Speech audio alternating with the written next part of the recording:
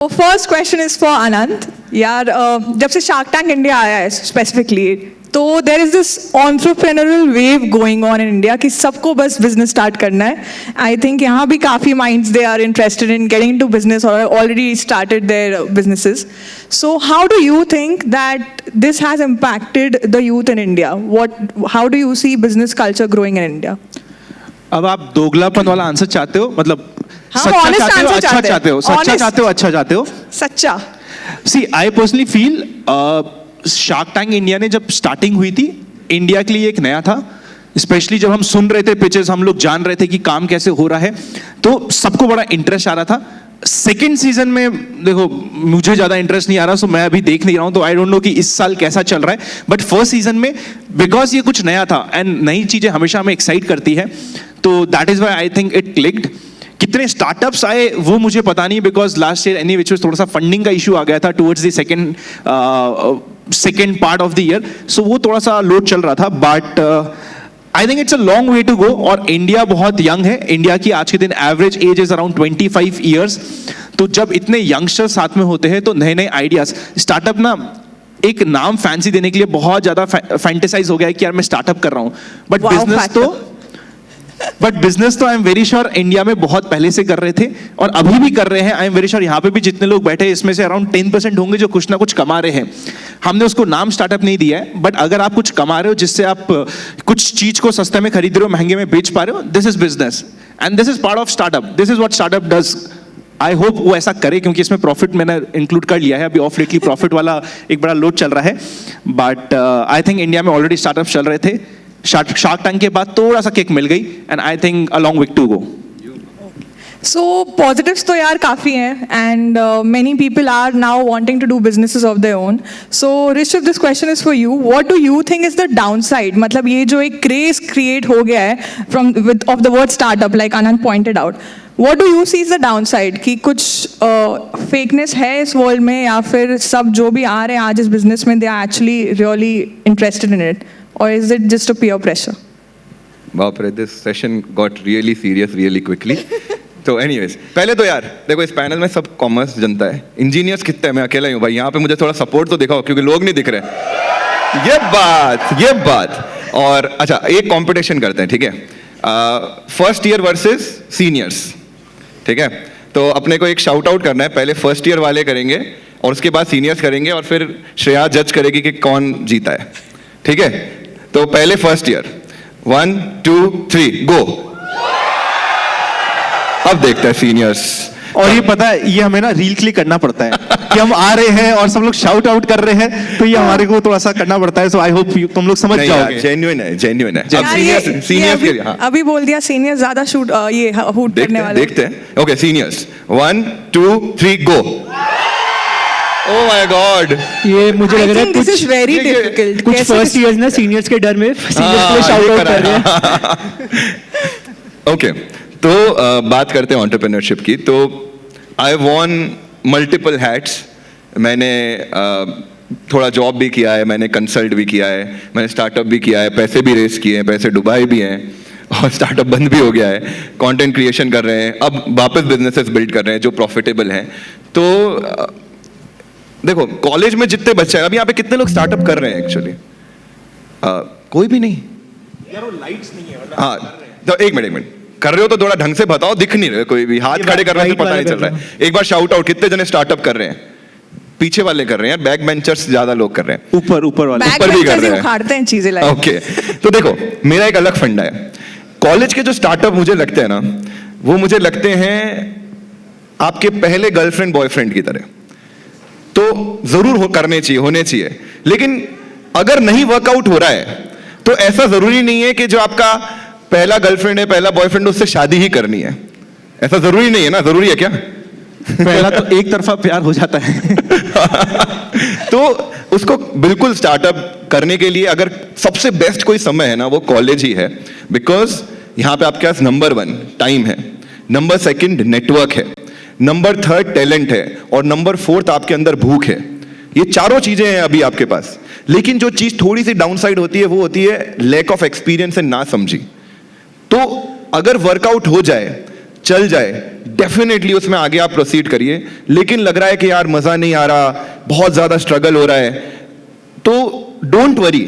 अगर आप अभी 100 यूनिकॉर्न्स की लिस्ट निकालोगे, इंडिया में 100 से ज्यादा हो चुके हैं, एक ये एक्चुअल कर लेना, तुम डेटा एनालिसिस कर लेना, मैं कर चुका हूं, उसमें से हमें ये लगता है कि यार ज्यादातर लोग कॉलेज के जस्ट बाद स्टार्ट कर रहे हैं या ड्रॉप आउट्स हो रहे हैं, लेकिन ऐसा है नहीं। अब यूनिकॉर्न लिस्ट में अगर तुम देखोगे तो उसमें से मैक्सिमम जनता तुम्हें मिलेगी जो कई साल जॉब करके आए हैं या मल्टीपल फेल्ड स्टार्टअप्स के बाद उनका तीसरा, चौथा, पांचवा स्टार्टअप अब हिट हुआ है।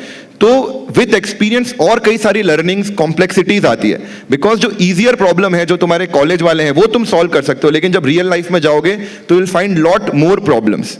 So you have to balance both. अभी वाला जो एंथुसियाज्म है वो, लेकिन अगर वर्कआउट नहीं हो रहा है तो डोंट वरी, आगे जिंदगी बहुत बड़ी है। Okay, so next one is for Aditya. You have recently launched a fund of 300 crores to invest in startups. So what was your motivation behind it and how did you get that amount of capital? I think, thank you for the question. Motivation is all of you, right? Because अब investor भी तो पैसा लेके बैठा है, right? Entrepreneur को लगता है जब स्टार्टअप चालू करते हैं कि हमें फंडिंग नहीं मिल रही तो चलो बंद कर देते हैं, बट समटाइम्स और मोस्ट ऑफ द टाइम्स और almost every time it's not a fault of the investor that they are not funding you. Most of the times it's the fault of the entrepreneur that you are not able to raise funding from the investor, right? So investor का तो काम है यार पैसा डालना। अगर हम पैसा नहीं डालेंगे स्टार्टअप्स में तो what are we here for? हम क्या करेंगे इतने कैपिटल का? So essentially the motivation is to invest in young startups, invest in entrepreneurs who are building something unique, disruptive, and that can scale in the next 3 years quickly.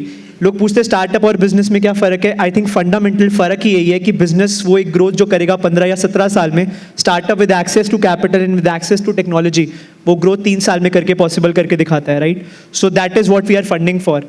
And how do we get this capital? आप देखेंगे कि आज India में जैसे shark tank में आनंद spoke about, right? तो काफ़ी सारे इंडिविजुअल एंजल इन्वेस्टर्स हैं जो कैपिटल इन्वेस्ट कर रहे हैं, राइट? ये बिजनेस ओनर्स हैं, राइट? जैसे शार्क टैंक में आप देखेंगे कि बोट के, शुगर कॉस्मेटिक्स के और बाकी कंपनीज के, शादी.com के ओनर्स हैं, right? So essentially they are putting in money. Then you are seeing a lot of foreign capital also coming in, क्योंकि इंडिया का growth rate, it's the 3rd largest startup economy in the world, right? So you see a lot of foreign institutional capital that's coming in. And अगर tax थोड़े reform होते तो और भी capital आने का एक पॉसिबिलिटी है। So institutions, individual business owners, right?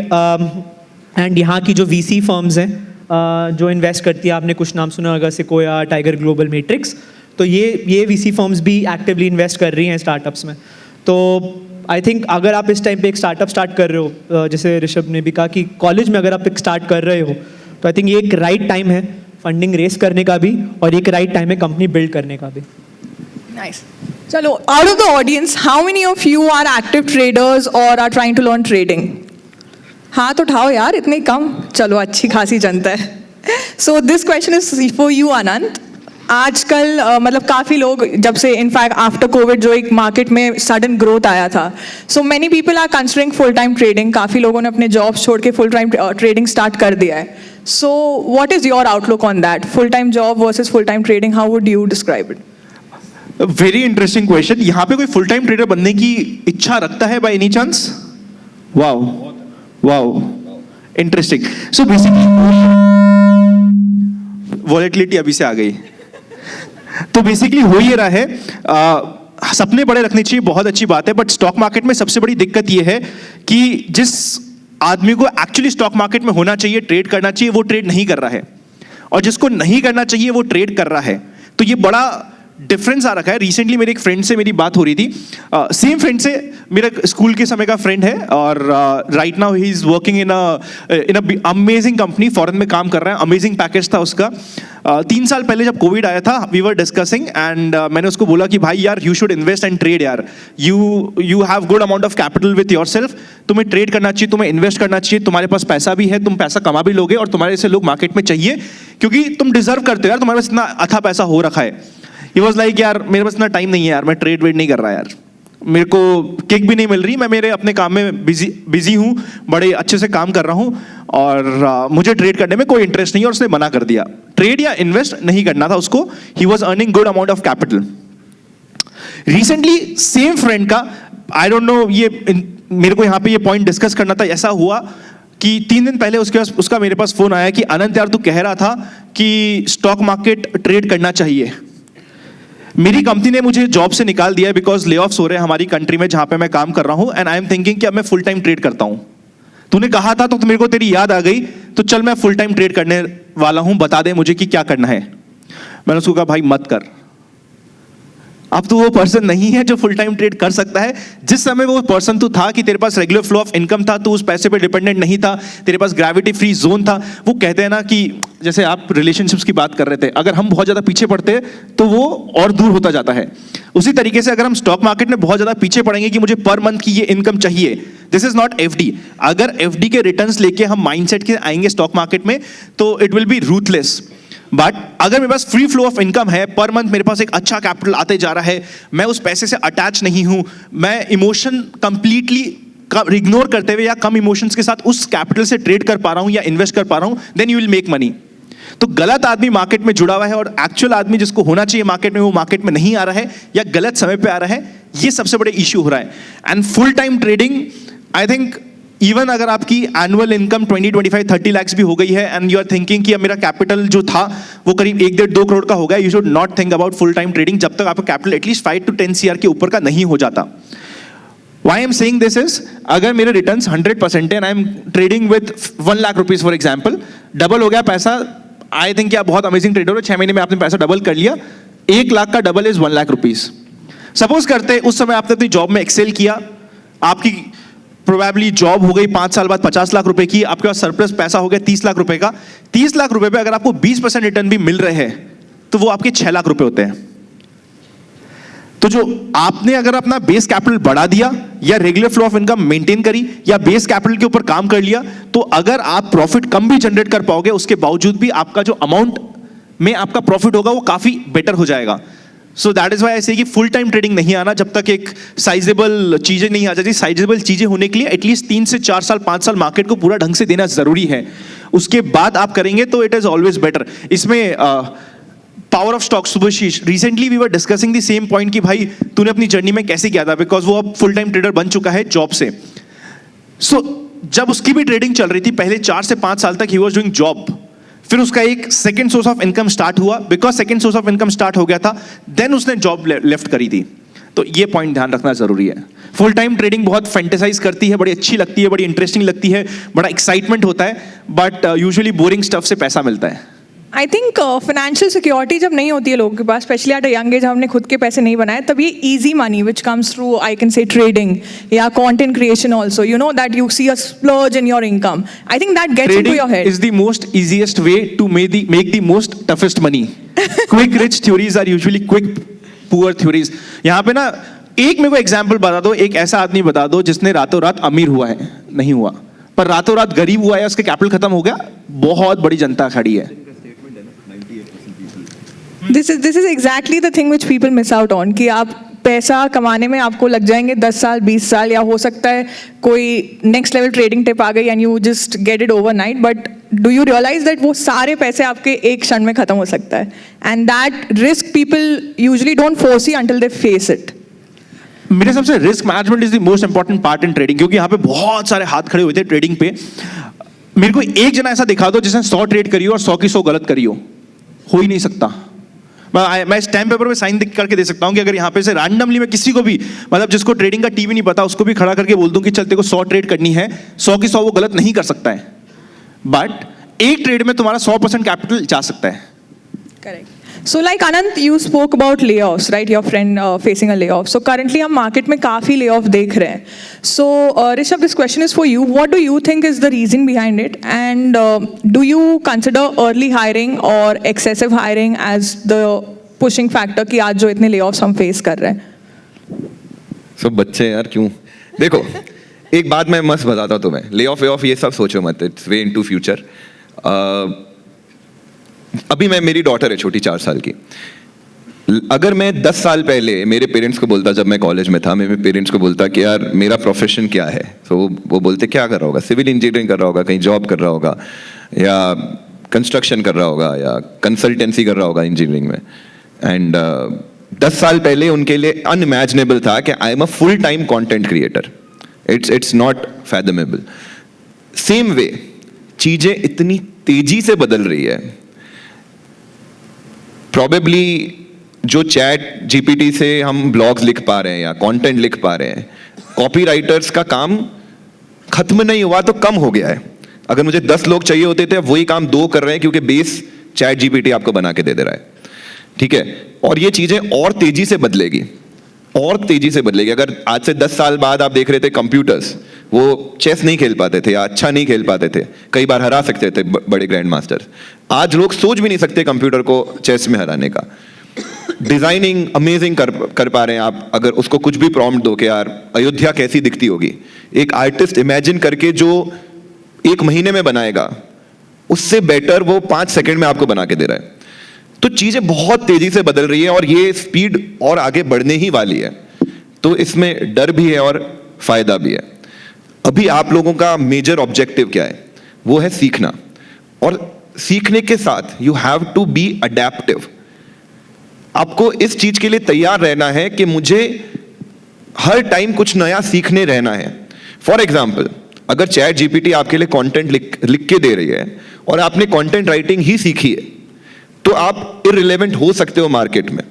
लेकिन चैट जीपीटी से कंटेंट लिखवाने की फील्ड को भी एक नई फील्ड आई है, उसको बोलते हैं prompt engineer. So these guys what they do, they put a prompt कि यार मुझे मान लो मेरी इवेंट के लिए एक इनविटेशन लिखवाना है, लेकिन एआई को बताना पड़ेगा ना कि क्या लिखना है। तो ये जो थॉट प्रोसेस जिसके पास होता है उसे बोला जाता है प्रॉम्प्ट इंजीनियर। मुझे अयोध्या बनानी है, इमेज बनानी है, लेकिन वो एआई को बताना पड़ेगा ना कि क्या है, what is the thought process. तो ये एक नई फील्ड इमर्ज हो रही है। तो new fields will keep on emerging, and as long as you are up with the trend या ahead of it, nobody can beat you. And as an engineers you have a huge leverage, क्योंकि आप take से जुड़े हुए हो। और मैं अपने आप को प्रूफ नहीं बोलूंगा, लेकिन ये समझ लो कि यार इंजीनियर आदमी ना कुछ भी कर सकता है। इंजीनियर आदमी इंजीनियरिंग छोड़ के सब कुछ कर सकता है। इंजीनियरिंग भी कर सकता है भाई, ऐसा नहीं बात है, इंजीनियरिंग भी कर सकता है। आप ना अभी इंजीनियर्स के बीच में बैठे हो। तो जनता टेंशन ना लो, ये ले ऑफ ये सब होता रहेगा।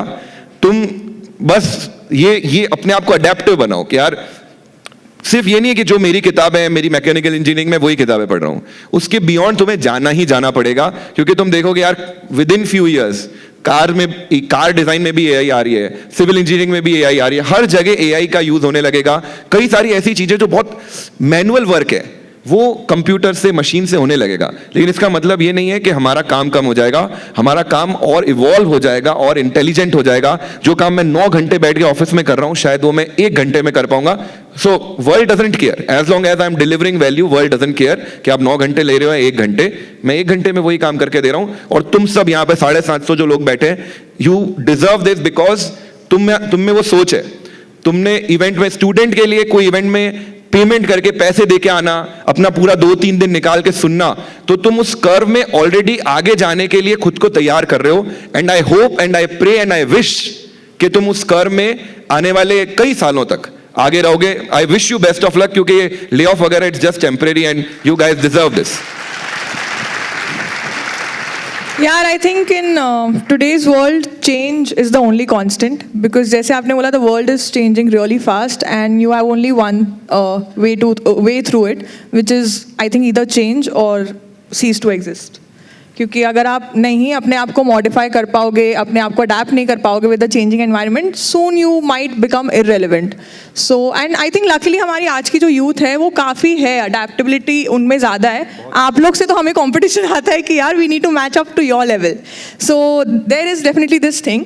सो talking about change, tell me how many of you fear that tech और AI will take over your jobs, या फिर आपको बहुत ज़्यादा compete करना पड़ेगा, या you will need to really build on skills? How many of you actually fear AI and tech? कोई नहीं कर रहा भाई, वो देखो उधर कोने में, अरे वो एक सब खतरनाक लोग हैं यहाँ पे, कोई नहीं कर रहा। मतलब एकदम full अमेजिंग यार, congratulations guys. Yeah, I'm actually happy. So Aditya, you considering you work with so many startups and businesses closely, what is your view on this? कि will AI take up people's job? And if वहाँ जो हमने एक fearful hand raise देखा था, do you think ऐसा कुछ होने वाला है? और where do techs lack? Where can human resources fill in? Got यार जो जिन सब ने पीछे एकदम से हाथ उठाया था, सारे एकदम से सब पास पास बैठे थे, तो कोई सारे एक व्हाट्सएप ग्रुप के पार्ट तो नहीं हो ना क्योंकि वो वहीं पे कंसंट्रेशन था exactly. But in any case see the best part about a question like this is that it Spurs healthy debate, right. And a debate में दोनों साइड्स होनी चाहिए. तो अगर हम कहते हैं कि AI जॉब्स नहीं लेगा, तो एक इस एस्पेक्ट से भी सोचना चाहिए कि AI क्या जॉब्स ले सकता है, राइट.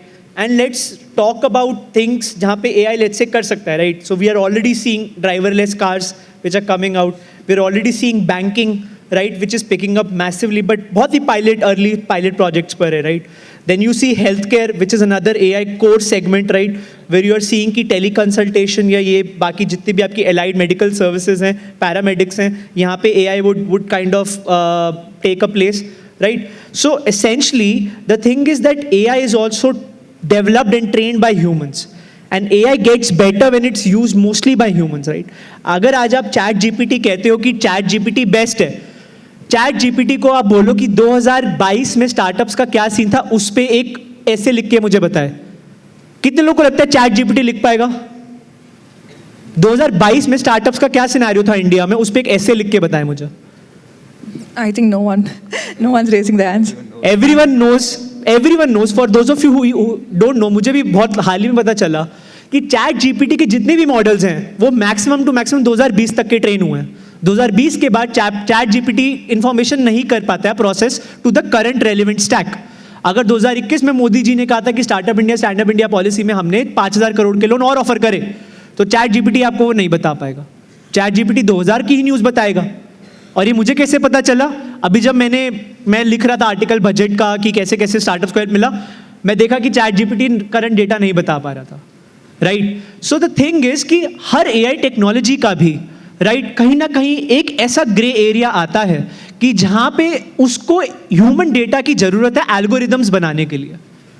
आप इंजीनियर्स हो, आप मेरे से टेक्निकल ज़्यादा जानते हो, बट आज की डेट में जो हम स्टार्टअप्स भी देख रहे हैं या जो हम स्टार्टअप्स में इन्वेस्ट भी कर रहे हैं, वो हर AI स्टार्टअप कैसे स्टार्ट होता है कि पहले वो एक 500 लोग या 1000 लोगों से पायलट से स्टार्ट होता है, अपना सर्विस डिफाइन करता है, अपनी टेक्नोलॉजी इवॉल्व करता है, और कौन से लैंग्वेज, आप आज की डेट में लैंग्वेज लर्निंग मॉड्यूल्स पढ़ते होंगे, राइट. जो ये ChatGPT है, OpenAI है, ये सब LLMs पर बेस्ड है, राइट, लैंग्वेज लर्निंग मॉड्यूल्स. सो ये सारे ह्यूमन के थ्रू डेटा कैप्चर करके LLMs डेवलप करते हैं. तो क्या AI रिप्लेस करेगा जॉब, हाँ या ना? मे बी शायद सम पोर्शन ऑफ जॉब्स वो कर भी ले, we never know, right. But क्या AI इंटायरली मतलब एक ह्यूमन वर्कफोर्स को हटा देगा? वो चीज पॉसिबल ही नहीं है. बिकॉज अगर वो पूरा कर भी देगा तो आप कहीं ना कहीं ये देखिए कि अनएम्प्लॉयमेंट रेट डबल डिजिट में चल रही है. अभी वो शायद इंडिया में तो डबल डिजिट ही है, ग्लोबल लेवल पे वो डबल डिजिट पे पहुंचने वाली है, राइट. एंड अगर अभी हम ले ऑफ्स देखें तो उसके बाद वो डबल क्या मतलब वो 15-16% के अराउंड भी जा सकती है. तो अगर एक ऐसा पैंडेमिक या एक ऐसा हाराकीरी होती है सिचुएशन की, तो कहीं ना कहीं जो ह्यूमंस भी डेवलप कर रहे हैं AI को, वो एक जो इकोनॉमिक स्टेबिलिटी होती है एक कंट्री की, या एक जो ऑर्गेनाइजेशन स्टेबिलिटी होती है, वो कहीं ना कहीं इफेक्ट होगी ही होगी. तो ह्यूमन का intervention at the end of the day ज़रूरी है, ये मेरा पॉइंट ऑफ व्यू है. बट शायद वो कुछ जॉब्स रिप्लेस कर सकता है, may be, who nose. Nice insight on that. यार अनंत, अभी कॉलेज में तो यार हम अपने पॉकेट मनी से ज़्यादा अपने उधारी पे जीते हैं, ठीक है. पहला पॉकेट मनी आता नहीं, उसके पहले we already have to pay off debts, and with this background we start up businesses और we go for jobs. So cash flow management जो एक होता है, जो नॉर्मल टर्म्स में हम ऐसे तो बचपन से करते आ रहे हैं, बट जब हम बिजनेस स्टार्ट करते हैं it becomes very important. It is one of the crucial factors कि आप अपने कैश को कैसे मैनेज करो, क्योंकि बिजनेस प्रॉफिटेबिलिटी अलग चीज़ होती है, बट कैश जनरेटिंग बिजनेस एक अलग चीज़ हो जाता है. So you also started your own business. How did you manage your cash flows, और what are those important tips and tricks that you would like to tell the audience? Amazing question. जैसा ऋषभ भाई already कह रहे हैं, पर अभी आप लोग इतनी श्रद्धा से देख रहे हैं हम सभी को कि सुबह के 4 बजे है, भक्तजन एकदम श्रद्धा में लीन है, और हम बाबा लोग यहाँ पे प्रवचन दे रहे हैं. गाइस प्लीज यार थोड़ा सा हंस सकते हैं हम लोग, थोड़ा सा वो आवाज़ें वाले कहाँ गए भाई लोग? थोड़ा बहुत हम लोग कर सकते हैं जागी है audience, एंड जागी। We are absolutely okay at least Aditya भाई यू आर ओके ना हाँ, ऋषभ भैया के लिए तो मैं रिस्पांसिबिलिटी हम तो ओके हैं, टीचर्स को भी ओके रहे, कोई दिक्कत नहीं, आगे बैठे teachers, I understand. So everyone is okay. देखो बिजनेस की बात करते हैं ना, बिजनेस में आई थिंक सबसे इंपॉर्टेंट या सबसे मिसिंग फैक्टर होता है हम लोग बहुत टेक्निकलिटीज में चल जाते हैं and in reality business is easy. Business का सबसे मेन इशू ये होता है कि हम अपने आप को अंडर एस्टिमेट करते हैं। कैश फ्लो मैनेजमेंट ये सारी चीजें ना बहुत बाद में आती है। बिजनेस स्टार्ट करने के लिए खुद को अंडर एस्टिमेट करना छोड़ना पड़ेगा। इसके लिए एक एग्जांपल एक छोटा सा देता हूं आपको। चलो एक टास्क है, बिकॉज हम लोग सभी श्रद्धा में लीन है, सुबह के 4 बज रहे तो एक टास्क करते हैं and I am very sure मेरे जो स्पेशल आवाज वाले दोस्त हैं उनको बड़ा मजा आएगा। 30 सेकेंड्स है आपके पास। 30 सेकेंड्स में आपको कितनी क्लैप कर सकते हो इसका अपना खुद का टारगेट बनाना। एक अगर आपने अपना टारगेट रीच नहीं किया तो आपको एक पनिशमेंट मिलेगी एंड हम लोग सभी एडल्ट हैं, हम लोग सभी बहुत ही शानदार इंजीनियर्स बनने वाले, तो आई एज्यूम कि ऋषभ भैया के सानिध्य में आप लोग उस पनिशमेंट को मान लोगे, या मैं ऋषभ भैया को ही बोलूंगा कि भैया पनिशमेंट दो। ऋषभ इतना स्ट्रिक्ट है क्या? यार नहीं, स्ट्रिक्ट नहीं है, मैं बताता हूँ। इंजीनियर्स को इंजीनियर्स की बहुत रिस्पेक्ट होती है, ये मुझे आईआईटी बॉम्बे में पता चला। मैं सही बता रहा हूँ। हुआ ये था कि भाई साहब पहुंच गए सेशन लेने आईआईटी बॉम्बे में। ये आईआईटी बॉम्बे के एल्यूमनाई हैं, सेशन लेने पहुंच गए। ऋषभ भैया स्पेशली, ऋषभ और ये 3-4 लोग का पैनल था और पहुंच गए और पता चला इतना ही बड़ा ऑडिटोरियम है बट उसमें 50 लोग बैठे हुए हैं। ऋषभ भैया बोले यार मैं तो नहीं जा रहा। मैंने कहा अच्छा क्या करेंगे? उनका मेरे को 10 मिनट दे। मैंने कहा आप क्या करोगे? बोला तू कमाल देख। बाहर गए, अपनी इंजीनियर्स वाली लैंग्वेज में 2 बीप बीप चीजें बोली और कहा कि मैं तुम्हारा सीनियर हूं। अगले 10 मिनट में अगर ये हॉल भरा हुआ नहीं मिला ना तो 10 मिनट छोड़ो, मैंने इंजीनियर की वहां पे पावर का वो डेमोन्स्ट्रेशन देखा कि भाई वो कितना रिस्पेक्ट करते हैं इंजीनियर आदमी इंजीनियर की। 10 मिनट छोड़ो, 5 मिनट के अंदर 1000 से ऊपर लोग उधर बैठे थे एंड आई वाज शॉक्ड कि ये हुआ कैसे। Right incidents, right? सो इसलिए मुझे पता है कि मैं ऋषभ भैया को बोलूंगा ना कि इनको कुछ पनिशमेंट दो तो सब लोग एक्सेप्ट भी करेंगे। सो टास्क बहुत सिंपल सा है। 30 सेकंड्स है आपके पास। 30 सेकंड्स में आप कितना क्लैप कर सकते हैं ये टारगेट आपको अपने पड़ोसी को बताना है। अगर आप अपने टारगेट तक नहीं पहुंचे तो आप लोग एक पनिशमेंट एक्सेप्ट करोगे, ये हम मान लेते हैं। 10 सेकंड रखते हैं, 10 सेकंड। Be honest, हाँ, नहीं, झूठ नहीं 30 चलेगा। सेकंड्स आप मजा आएगा। रुको यार, थोड़ा सा हमारी भी मान लो सर, हम कॉमर्स वाले कैलकुलेट करके बात करते हैं। पहले प्रॉफिट एंड लॉस देखते हैं, बाद में ट्रेड डालते हैं। चलो बता दिया टारगेट्स। कोई बताना चाहेगा अपने टारगेट्स क्या है? आगे से कोई बताना चाहेगा या पीछे से? हाँ बताओ सर क्या टारगेट है? 20। चलो पीछे कोई और कोई टारगेट? 1 वाला कौन है भाई? बोला चल एक तो कर ही लूंगा, ठीक है। और ऊपर वाले 40? बोला भाई मेरे तक पहुंचेगा कैसे तू भाई? ठीक है। इधर कुछ और टारगेट्स? 100 वाला कौन है?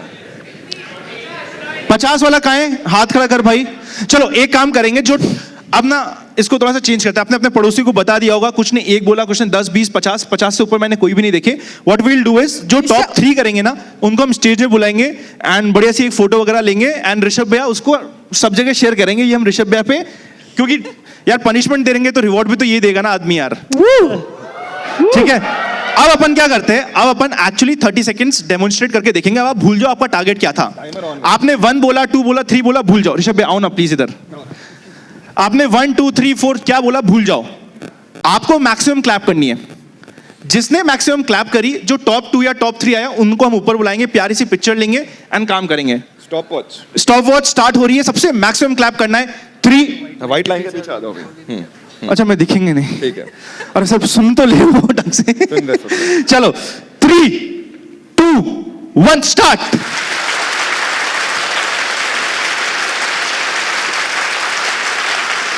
कम ऑन गाइस, देखो छोटा सा टास्क है बट आपकी लाइफ की one of the biggest learning मिलने वाली है यहाँ पे। 15 seconds, come on. स्लो नहीं होना है, come on. आवाज बढ़ाओ। Come on guys, last 5, 4, 3, 2। थोड़ा सा ज्यादा था यार, ग्रेस मिल गई। स्टॉप। Okay. आ जाओ। 1 वाला कहाँ गया भाई? कहाँ है? कितने करी क्लैप भाई? बता दे बस इतना सा। कोई 100 कर ली। चलो अभी कोई ऐसा है जो अपने टारगेट तक नहीं पहुंचा है, जिसको ऋषभ भैया को पनिशमेंट देनी है, ऐसा कोई है? नहीं है। चलो टारगेट्स बोलना स्टार्ट करो। कौन कहां तक मैं नीचे ही आता हूं यार, कोई बात नहीं, कैमरा को छोड़ो। चलो इधर से बोलना स्टार्ट करो, कितनी 87 से ऊपर कोई और, 109 से ऊपर कोई, 1 खड़े हो जा भाई, 140 हमारे पास आ चुका है, 140 के ऊपर कोई।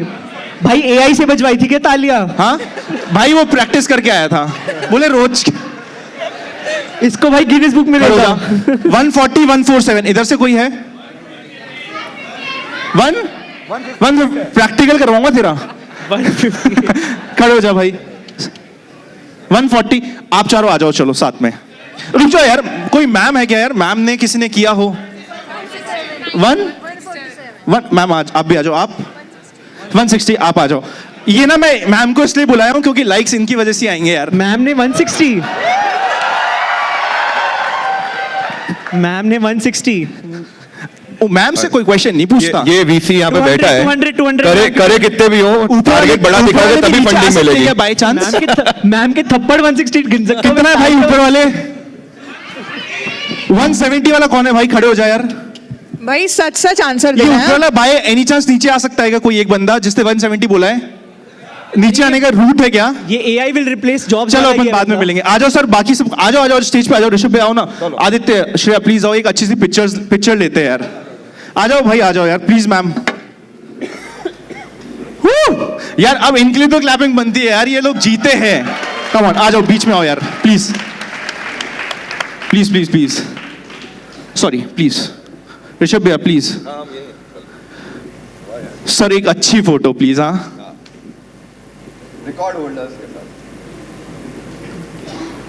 Amazing guys, thank you so much guys and congratulations, आपने इतना स्पोर्टिंगली लिया, thank you so much, thank you bro, thank you, thank you bro, thank you bro, thank you ma'am. चलो अब ना 30 सेकेंड्स को रिमाइंड करते हैं, बिजनेस की बात कर रहे थे, आपको लाइफ का one of the most important principle मैं आपको अभी दे दूंगा। आपने अगर 2 दिन में ये एक चीज भी ध्यान रख लेना, आप लाइफ में एक्सेल करोगे। मैंने एक छोटा सा टास्क दिया था, कोई भाई साहब कह रहे 1 क्लैप करूंगा, कोई कह रहा है 10 क्लैप करूंगा, कोई कह रहा है 20 क्लैप करूंगा। लाइफ में सबसे ज्यादा अंडर एस्टिमेट आप किसी को करते हो तो खुद को करते हो। Very good.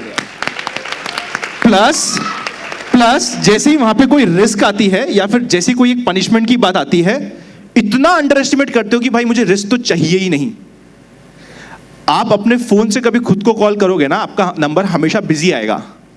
आपके पास आपकी एक्स से लेके अपने दुश्मन सबके लिए टाइम है, पर खुद के लिए टाइम नहीं है, क्योंकि आप अपने खुद के फोन से भी खुद को कॉल नहीं कर सकते, वो हमेशा बिजी आएगा। तो सबसे पहले ना बिजनेस स्टार्ट करने के लिए टेक्निकलिटीज को भूल जाइए, आप खुद को समझिए कि आपकी कैपेबिलिटी क्या है।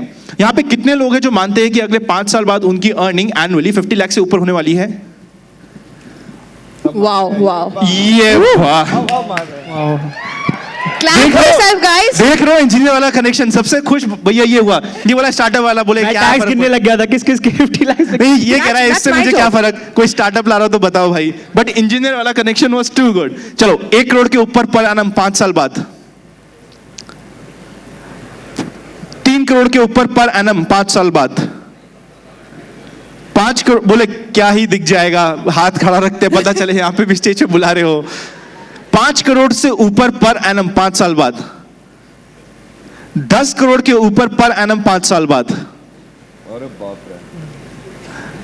अब मैं ना एक सरप्राइजिंग फैक्ट आपको बोलता हूं, यहां पे जितने लोग बैठे हैं ना, उनमें से 5% ऐसे होने वाले हैं जिनकी 5 साल बाद 10 करोड़ से ऊपर इनकम होगी। कौन होंगे वो आप अपने खुद के एटलीस्ट हाथ खड़े करने में आपका क्वेश्चन जा रहा था। सपने बड़े रखो, if you target for moon, अगर आप मिस भी करते हो तो आप स्टार्स तक पहुंच जाओगे। सपने बड़े रखो, होंगे पूरे 5% के एटलीस्ट होंगे, मुझे पता है कौन होंगे वो आप और ऋषभ भैया डिसाइड कर सकते हो। थैंक यू गाइस, मजा है क्या बात। मजा आ गया भाई, ऑडियंस जाग गई ये वाले सेशन में तो। अच्छा चलो अब एक सच्चा क्वेश्चन, दिल पे हाथ रख के बोलना, आप में से कितनों को at least once in your life time ये ख्याल आया है दैट यार कॉलेज से ड्रॉप आउट कर देते हैं? सच बोलना। अरे my god, I hope ma'am is not sitting here. Ishaan के सेशन का इम्पैक्ट कहाँ गया भाई तू? सफाई करनी पड़ेगी, सफाई करेंगे अभी ऋषभ भैया। अच्छा, so what's your view on college dropout? We should or not? Yes or no? देखो my Yes or no? Yes or no? no you should not, because Yes or no? Because नहीं, yes or छोड़ना no, आदत ऋषभ? होती है। No. Yes or no? No. Why no? सही में करना है क्या? यूं ही हाथ ऐसे ही कर दिए खड़े. यार इतने ठीक है. बोला इतनियों ने हमें छोड़ा है, एक मिनट कुछ तो पहले- हम भी छोड़ेंगे. अरे यार, ये बात. ऋषभ, बिफोर यू स्टार्ट, तुम्हारे मन में भी आया था कि नहीं? सच बोलना, जब कॉलेज में थे. मतलब मैं तो सपने में था यार. वो कॉलेज ऐसी है कि मतलब नहीं छोड़ सकते. मैं तुम लोग को बता रहा हूँ, देखो बाहर मत करना ये बात. ऋषभ भैया के कॉलेज की वीडियोस यूट्यूब पे अवेलेबल है, एक बार जाके देखना. मजा नहीं आ गया ना, नाम बदल देना. ठीक है. एनीवेज, देखो 12th में प्रोबेबिलिटी सबने पढ़ी है? पढ़ी है. ठीक है. प्रोबेबिलिटी क्या बताती है? रेट नहीं. अच्छा ठीक है, इसने तो सीधा ही पकड़ लिया. ठीक है. हर चीज की रेट बता सकती है कि यार यहाँ पे इस ऑडिटोरियम में 750 जने बैठे हैं और अनंत ने जैसे प्रोबेबिलिटी करके बताया कि यार इनमें से 5% लोग 10 करोड़ रुपए कमा रहे होंगे. ठीक है. Chances are really really high कि वो 5% लोग एंटरप्रेन्योर्स होंगे. ठीक है. बिजनेस ओनर्स होंगे, एंटरप्रेन्योर्स होंगे, तब आप 10 करोड़ रुपए कमा पाओगे. ठीक है. लेकिन एक और चीज जो अनंत नहीं बता रहे हैं वो मैं बताता हूं कि यहां पे ऐसे 5% ऐसे भी लोग होंगे जो 2 लाख भी नहीं कमा रहे होंगे. ठीक है. और प्रोबेबिलिटी ये भी बहुत ज्यादा है कि वो भी एंटरप्रेन्योर्स होंगे. 100%. है ना. तो जो कॉलेज तुम्हें दे रहा है, it is giving you a platform. It is giving you a platform. It is giving you a confidence. आज मैंने कॉलेज से निकलने के बाद कभी जॉब नहीं करी. पिछले इट्स बीन 9 years नाउ. सो 9 साल में कभी जॉब नहीं करी. लेकिन जिंदगी में एक छोटा सा कॉन्फिडेंस था कि यार and for a very very long time I use to earn 25,000-30,000 रुपए महीना फ्रॉम माई स्टार्टअप. क्योंकि फंडिंग ले रखी थी. कम से कम पैसे में कंपनी चलानी होती है. तो एज अ फाउंडर सबसे आगे आप रहते हो कि यार मैं सबसे कम सैलरी लूंगा, मेरे कंपनी में मेरे से ज्यादा सैलरी वाले सारे लोग हैं.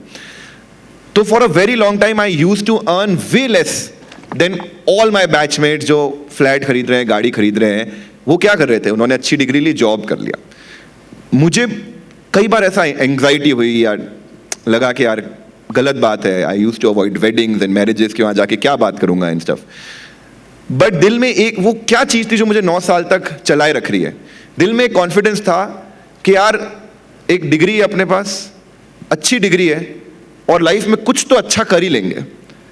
अगर वो बाय गॉड डिग्री नहीं होती ना, मैं 9 साल चल नहीं पाता. एंटरप्रेन्योरशिप का ग्लैमर जो आप मीडिया में पढ़ते हो बहुत बढ़िया लगता है. इसको फंडिंग मिली, ये सीईओ बना, इसको इतनी ईसॉप्स में एग्जिट मिल गई. बट मीडिया सिर्फ 1% स्टोरीज कवर करता है. मैं वो 99% स्टोरीज में हूं जिसको मीडिया ने नहीं कवर किया. मेरी भी वही न्यूज आई थी मीडिया में कि यार जयपुर के स्टार्टअप को मिल गई फंडिंग, इतने करोड़ रुपए रेस कर लिए फलाना टीम का. लेकिन जो उसके बाद की कहानियां थी वो कोई नहीं लिखता. वो कहानियां मैं आपको बता सकता हूं अब. और वो लोग चाहेंगे और वो लोग बताएंगे भी नहीं. यहाँ पे बैठा है जो फेज में है ना लोग कि अभी पैसा रेस करना है, वो पब्लिक में आके कभी ये चीजें नहीं बोलेंगे कि यार मेरा स्टार्टअप सही नहीं चल रहा, यार मुझे टेंशन होती है हर रात, या रात को मैं सो नहीं पाता हूं. उस टफ फेज को पार करने में, मेरा ये पर्सनल ओपिनियन है, उस टफ फेज को पार करने में जो मेरे साथ हमेशा खड़ा रहा ना मेरे फैमिली के अलावा, वो थी मेरी डिग्री. वो हमेशा मुझे बोलती थी ऋषभ टेंशन मत ले यार, नहीं चला कोई बात नहीं, पैसे नहीं है कोई बात नहीं, लाइफ में कुछ तो अच्छा कर ही लेंगे. तो ये कॉन्फिडेंस तुम्हें ये बढ़िया कॉलेज दे रही है कि यार अच्छी डिग्री लो, अच्छे से करो. क्योंकि लाइफ में ना उसके बाद तुम्हें पढ़ाएगा कोई नहीं.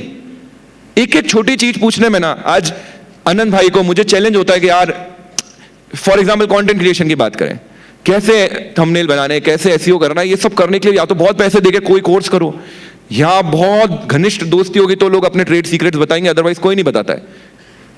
हैट्स ऑफ है यहाँ पे तुम्हारे प्रोफेसर्स को कि यार वो उन्होंने लाइफ में जो बेस्ट से बेस्ट एजुकेशन में सीखा है ना, वो एटलीस्ट कोशिश करते हैं तुम्हें सिखाने के लिए. और बिना किसी मतलब उनका कोई इंफीरियर ऐसा मोटिव नहीं है कि यार इसको कुछ गलत सिखा दूं मैं, नहीं, वो दिल से चाहते हैं कि बच्चा सीख जाए.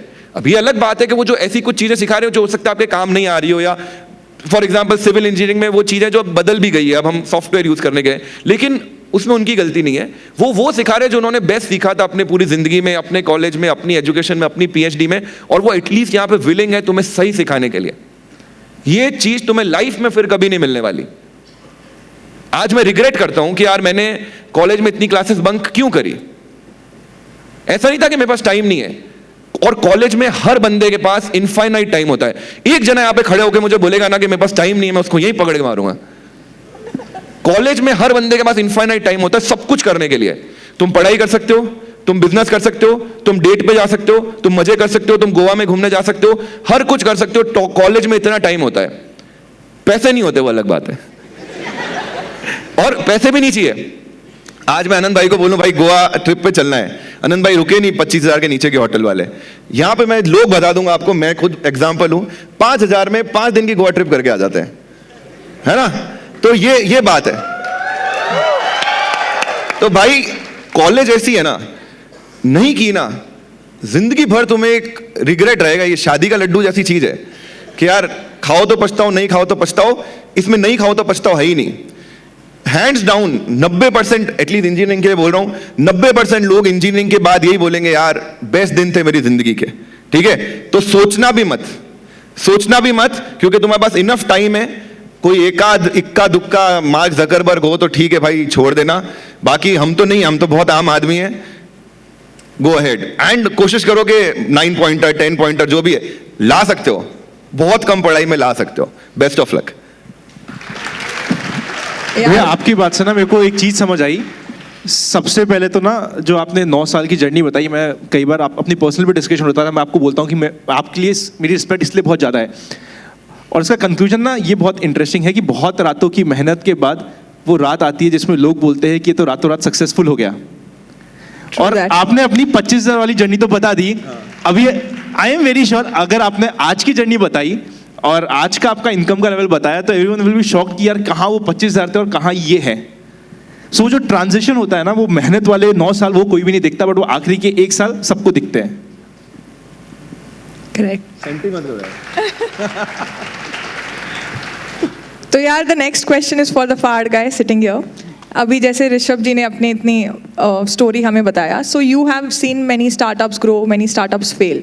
So not on a discouraging and, but I think काफ़ी एंटरप्रेन्योर्स या काफ़ी यंग माइंड्स बस कूद जाते हैं बिजनेस में for the spirit of it, that यार मुझे तो मज़ा आता है, या फिर यार सब कर रहे हैं, let's do it. And many of them turn out to be successful as well, but some cases we see a lot of failure. So can you share one personal experience जहाँ पे एक major mistake हो गया था which our audience can avoid when they are starting their businesses? Got it. एक तो आनंद भाई और ऋषभ भाई ऐसे एकदम मतलब प्रैक्टिकल प्रेजेंटेशन से बोलते हैं, मैं सोचता रहता हूँ कि मेरा क्वेश्चन कब आएगा और मैं कैसे आंसर करूँगा उससे प्रैक्टिकल पॉइंट ऑफ व्यू से, एंड मैच करूँगा इन दोनों की एनर्जी। तो एक मतलब छोटा सा एक बहुत रेलेवेंट क्वेश्चन है, इसका एक छोटा सा एक डेमोन्स्ट्रेशन करते हैं। कितने लोग को अपना स्टार्टअप आइडिया पता है आज की डेट में कि मेरा आइडिया क्या है, मतलब ब्रॉडली कि मैं क्या कर सकता हूँ, राइट? काफी लोग काफ़ी हैं। कितने लोगों ने अब उसको एक्चुअली वैलिडेट करा है, मार्केट में गए हैं, या कुछ उसका सेल करी है, या कुछ प्रोटोटाइप बनाया है? ठीक है, 3 लोग हैं। अब कितने लोगों ने उससे रेवेन्यू जनरेट करा है और एक्चुअल कस्टमर्स हैं जो उसके आइडिया के लिए पे कर रहे हैं? 0। कोई भी नहीं है, राइट? ऊपर अच्छा ठीक है। मैंने आपको पहले वाले में भी नहीं देखा था, तो ठीक है, मैं थर्ड स्टेज पे मान गया आप हो। अब आप देख रहे हो, मतलब इन अ सेंस पॉइंट है कि जब फर्स्ट क्वेश्चन था कि आइडिया किसने देखा है, तो बहुत लोगों ने देखा था। जब मैं वैलिडेशन पर आया कि किसने एक्चुअली उसको टेस्ट करा है, कि क्या यूज़र सर्वे करा है, या प्रोटोटाइप बनाया है, ऐप बनाई है, वेबसाइट बनाई है, कुछ बिजनेस मॉडल ही बनाया है, कुछ भी बनाया है, तो हाथ कम हो गए। जब मैं रेवेन्यू पे गया कि एक्चुअली कुछ कस्टमर ने कुछ भी दिया हो पैसा आपको, चाहे टोकन में नहीं दिया हो, उसमें और हाथ कम हो गए, राइट? द थिंग इज कि स्टार्टअप की जर्नी जो होती है ना, लोग को लगता है कि सिर्फ एक आइडिया सोचने तक होती है, कि आइडिया सोचा और $1 मिलियन आइडिया हुआ और पैसे बैंक अकाउंट में आ जाएंगे। ऐसा अगर होना होता तो सब लोग मिलियनेयर होते, क्योंकि सोचने की कोई पैसे नहीं लगते, राइट? द थिंग इज कि स्टार्टअप की जर्नी जो एक्चुअल जो टेस्टिंग ग्राउंड होता है, which is the validation part, जहां आप कस्टमर्स को जा रहे हो, उस ऐप या उस प्रोडक्ट या उस सर्विस को वैलिडेट कर रहे हो, बेच रहे हो, राइट? कस्टमर से फीडबैक ले रहे हो, वापस से बेच रहे हो, वापस से रेवेन्यू अर्न कर रहे हो, उस पर रिपीटेबिलिटी ला रहे हो सेल्स में। That is the journey of startup, right? That is how an organization grows. अगर मैं आज आप सबसे यहाँ से 50 रुपये ले लूँगा, मैं बहुत खुश हो जाऊँगा, but that is not growth. मुझे आपसे वापस से 50 रुपये चाहिए होंगे, और कल अगर मेरे को तीसरे दिन ग्रो करना है तो 50 की जगह मुझे आप सबसे 100 रुपये चाहिए होंगे। That is how a company corporation grows, right? Where there is a repeatability, where there is higher value involved, and that is why startup is a journey. जब मैंने पर्सनल एक्सपीरियंस में पहले स्टार्टअप स्टार्ट करा, मेरे में खैर failure नहीं है. बहुत लोगों को लगता है कि मैं यंग हूँ और वीसी हूँ, तो मतलब I was born with a silver spoon in my hand. ऐसा कुछ नहीं है. मेरे को भी 7 साल हो गए यहाँ पे आए हुए, कुछ नहीं करा मैंने उसके अलावा, सिर्फ वीसी फंडिंग, सिर्फ उसी में मैंने 7 ईयर्स अपने स्पेंड करे. So for me as well, हमने स्टार्ट जब करा, हम स्टार्टअप के लिए सब कुछ करना चाहते थे, पैशनेट थे, कॉलेज में थे, सब कुछ करना चाहते थे. फिर जैसे जैसे कॉलेज के एंड में आए, हमने देखा कि सब कुछ तो कर ही नहीं सकते, क्योंकि हम सब कुछ के एक्सपर्ट थोड़ी ना है. अगर कल मुझसे कोई फंडिंग मांगे उसको चलो फंडिंग दे दूंगा, कल कोई कंटेंट मांगेगा तो मैं कंटेंट कैसे दूंगा, मैं तो फंडिंग का एक्सपर्ट हूँ. कोई आगे कोई कहेगा कि मुझे टैक्सेशन एडवाइस दो, मैं कैसे दूंगा, मैं तो फंडिंग का एक्सपर्ट हूँ, राइट. तो धीरे धीरे करते हमने 2017 में कहा कि ठीक है, नहीं सब छोड़ो, फंडिंग के लिए फोकस करते हैं. फिर फंडिंग में भी हमारे पास तो कुछ था नहीं, we were not born with a silver spoon in our hand. I am the in fact the first generation entrepreneur in my family doing this, right. तो बहुत टाइम लगा, लोगों से गए, बात करी कि invest with us, invest in our company. Literally जब मैं जाता था ना, एक इन्वेस्टर ने तो बोला, भाई तेरी उम्र का मेरा बच्चा बैठा हुआ है घर में और वो डोरेमोन दिखता है और तू पैसे मांगने आया मुझसे, right. But the thing is कि credibility takes time to build. वही वाली बात है ना, चिकन एंड एग. एक्सपीरियंस के लिए आपको वर्क चाहिए और वर्क के लिए आपको एक्सपीरियंस चाहिए, राइट. तो धीरे धीरे तो बॉस दोनों चीज़ें होंगी ना. Experience is a function of doing work over time, right? So essentially, then we figured out, 100 लोगों ने मना करा, एक ने हाँ बोला, उस एक को पकड़ के हमने 5 लाख डाले. फिर 100 ने मना करा, 2 लोगों ने हाँ बोला, 5 से 10 लाख डाले. ऐसे करते करते करते करते आज तो खैर 300 करोड़ का फंड ही बना दिया हमने, right. So essentially what is important is कि startup is a journey boss. अगर आप चाहोगे कि डे 1 पे आइडिया सोचोगे और मेरे को $1 मिलियन सब कुछ दुनिया आसान लगने लगेगी, रोजी रोजी होगी, कुछ नहीं होगा. Starting is the journey. जो इन्वेस्टमेंट रेस करना भी होता है वो भी एक स्टार्टिंग पॉइंट होता है. एक्चुअल थिंग इज कि आप उस पैसे से कैसे उस बिजनेस को इम्प्लीमेंट कर सकते हो, कैसे उस पैसे को 100 से 200, 200 से 2000, 2000 से 2 लाख बनाते हो, right. So that is the journey you should be chasing. And इसमें कोई डरने वाली बात नहीं है. Be patient. वो एक जब वी मेट मूवी आई थी ना, जिसमें गीत बोलती है कि ट्रेन जा रही है प्लेटफॉर्म से. अगर गीत थोड़ी टाइम और खड़ी रहती तो क्या पता दूसरी ट्रेन भी आ जाती, राइट. आदित्य क्या पता एक दूसरा भी मिल जाता. तो थोड़ा पेशेंट रहो लाइफ में और जब वी मेट देखते रहो. यार आदित्य तो एक ही है, ऐसे मत बोलो यार. ये बोल रहे आदित्य तो बहुत है, गीत चाहिए. अगर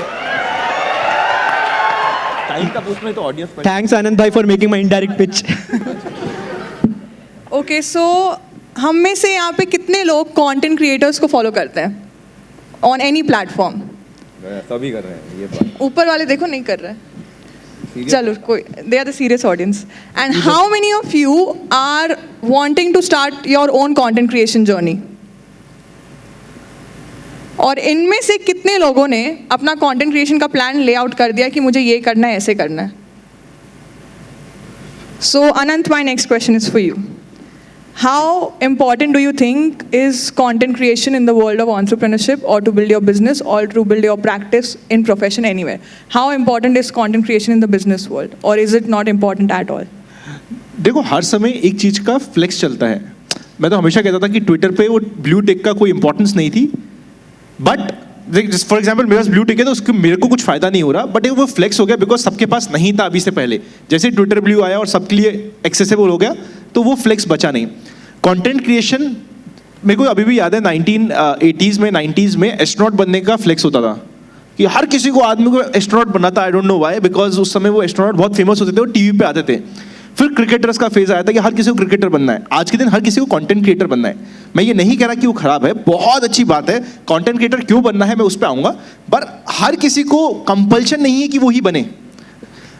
अगर आपको वो एक्साइट करती है वो जर्नी, या आपके लिए वो लगता है कि यार यहाँ से मुझे कुछ वैल्यू मिलेगी, या ये this is my thing, then 100% आपको कंटेंट क्रिएशन में आना चाहिए. क्यों आना चाहिए उसको मैं जस्ट अभी आंसर करता हूँ. बट अगर आप नहीं भी कर पा रहे तो इट इज़ एब्सोल्युटली ओके. यहाँ पे कोई दुनिया खत्म नहीं हो रही. कंटेंट क्रिएशन ही सब कुछ नहीं है, इसके अलावा भी बहुत कुछ है जो आप कर सकते हो. And I am very sure आप में से काफ़ी लोग कर भी रहे होंगे. अब कंटेंट क्रिएशन क्यों करना चाहिए, उसके लिए एक बड़ा इंटरेस्टिंग इंसिडेंस है.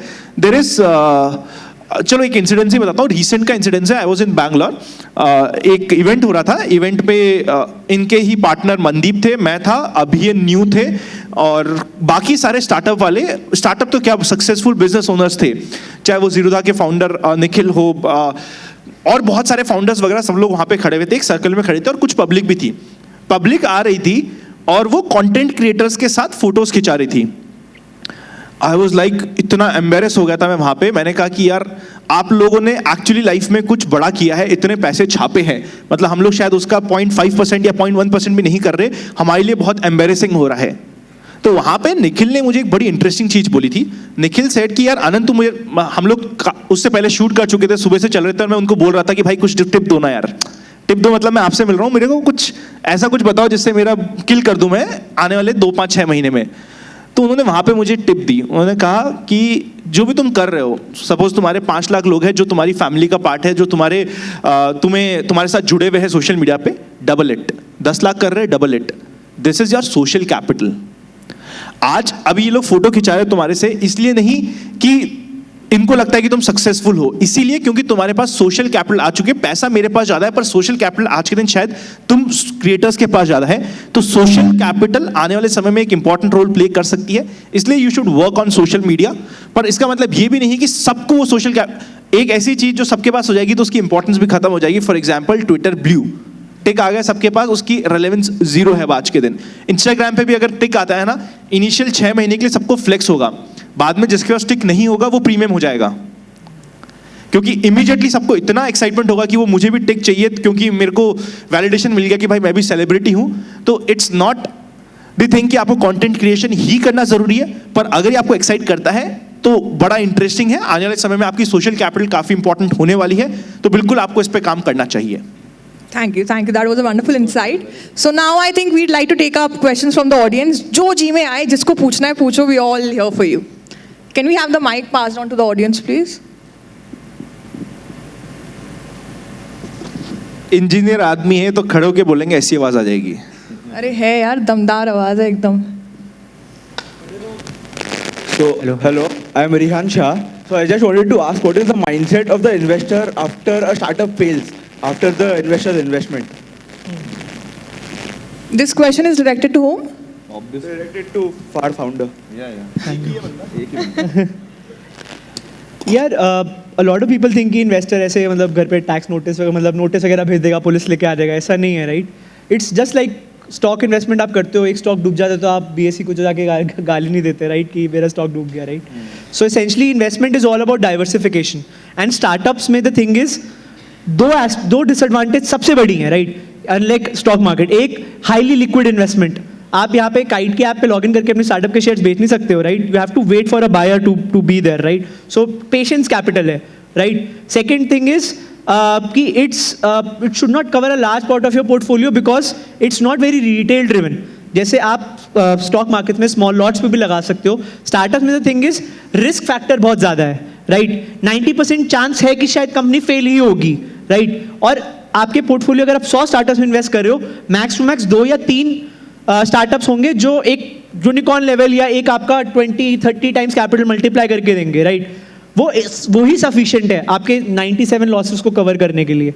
बट द थिंग इज कि you have to take it in the day. अगर स्टार्टअप फेल हो गया then what should you look कि let's move ahead.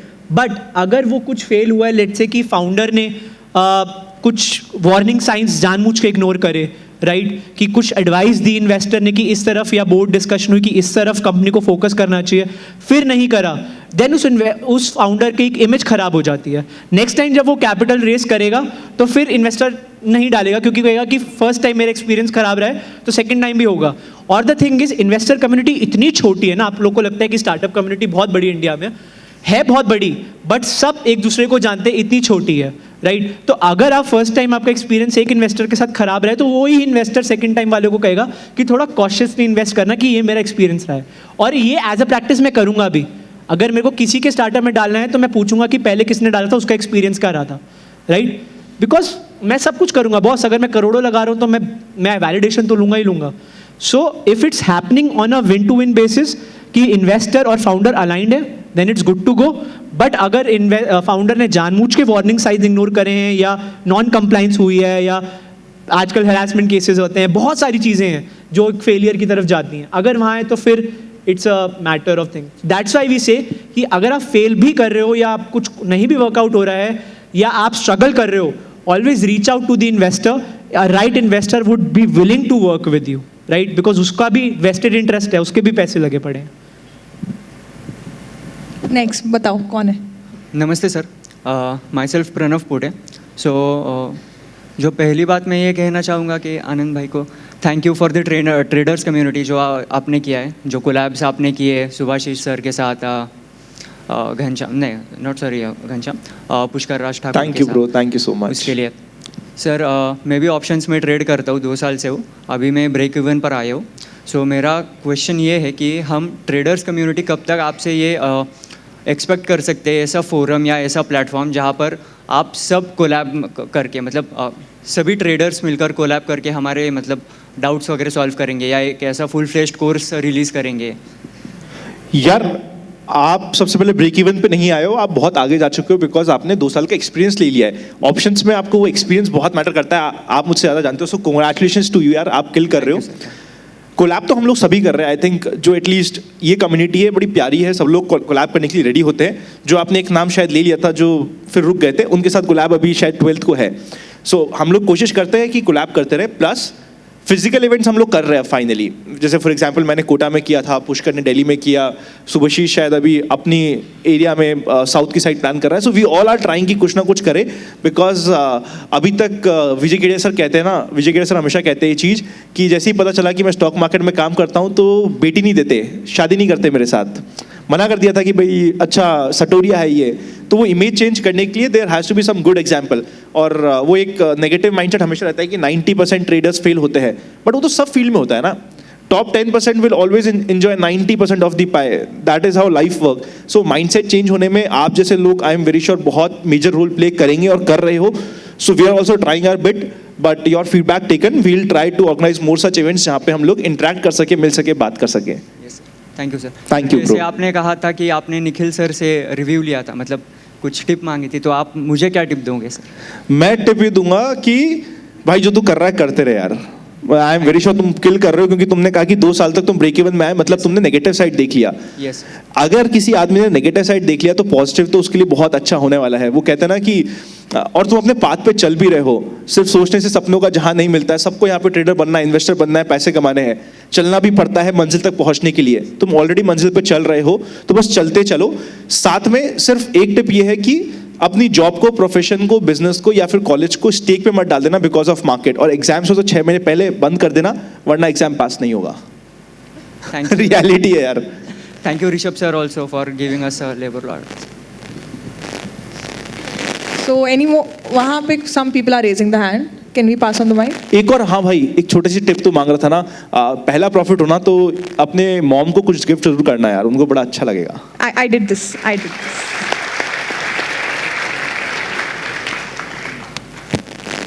Okay, hello. Yeah. So my question is for Rishabh ji, क्योंकि engineer to engineer connect. तो नहीं भी हो, वो लोग अपना आइडिया को छुपा के रखते हैं कि यार मेरा आइडिया मैंने किसी को बता दिया ना तो बड़ा पंगे हो जाएंगे और कोई मेरा आइडिया चुरा लेगा. भाई किसी के पास टाइम नहीं है. एज अ अर्ली एंटरप्रेन्योर्स आपको क्या करना है, आपको जितनी जगह अपॉर्चुनिटी मिले आप जाओ, अपने आइडिया को लोगों को बताओ. यहाँ पे बैठे हो आप, अगर आप दूसरी कॉलेज से आए हो, इस कॉलेज के नहीं हो, तो कोशिश करो अपने लेफ्ट राइट 5-10 जनों को बताओ मैं ये कर रहा हूँ, मैं ये कर रहा हूँ, मैं ये कर रहा हूँ. अर्ली डेज में लोग आपके पास पैसा है ही नहीं तो लोग पैसे के लिए आपके पास नहीं जुड़ेंगे. आपके पास फेम है ही नहीं, लोग फेम के लिए नहीं जुड़ेंगे. आपकी कंपनी की कोई ब्रांड वैल्यू नहीं है तो उसके लिए आपके साथ नहीं जुड़ेंगे. अर्ली डेज में जो लोग आपके साथ जुड़ते हैं वो केवल और केवल आपके विजन और आपके कन्विक्शन के लिए जुड़ते हैं. अगर आप में वो है और वो आप किसी को बता ही नहीं रहे हो तो आपके विजन और कन्विक्शन का कोई मतलब नहीं है. तो in early days of startup काम तो करना ही है, धंधा बनाना ही है, ऐप बनानी है, बिल्ड करनी है, बाकी चीज़ें टेक बनाना है, मार्केटिंग करनी है, सोशल मीडिया करना है, वो सब करना है. लेकिन उसी के साथ इक्वली इम्पॉर्टेंट है कि आप ज़्यादा से ज़्यादा लोगों से मिलते जाओ और उनको अपने आइडिया की बिल्कुल बेशर्म हो गए मार्केटिंग करो.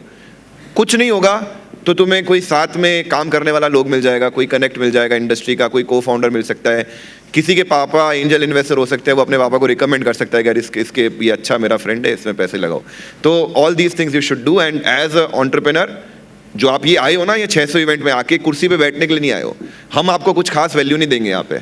आपको एक्चुअल वैल्यू मिलेगी उन बाकी 750 लोगों से जो भी आपके माइंडसेट से हैं और यहाँ पे आए हैं. और अगर यहाँ पे जो बंदा आया है वो कम से कम 10 नए दोस्त बना के नहीं जा रहा है अपनी इस कम्युनिटी में से, तो फिर ये इवेंट तुम्हारे लिए मज़ेदार नहीं है.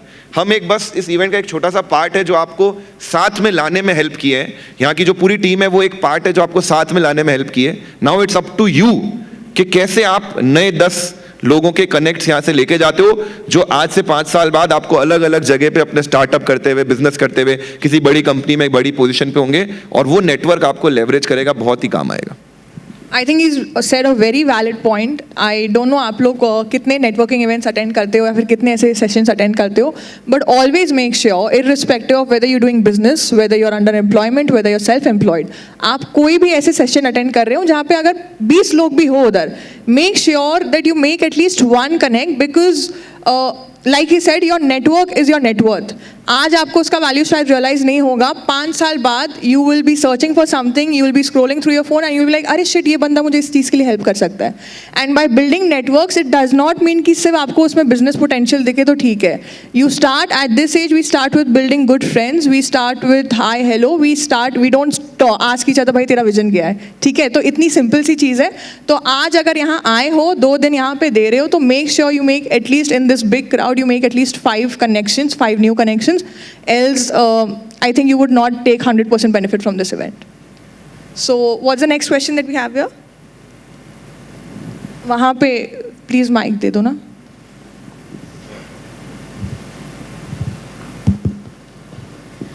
Hello sir, myself Kranti. I'm from first year now. My question is that what is the first thing that I should focus now? Because many people said that you should start learning new skills and everything, you should start trading and freelancing and etc. And I'm so confused. जितनी नई चीज़ explore कर सकते हो करना चाहिए.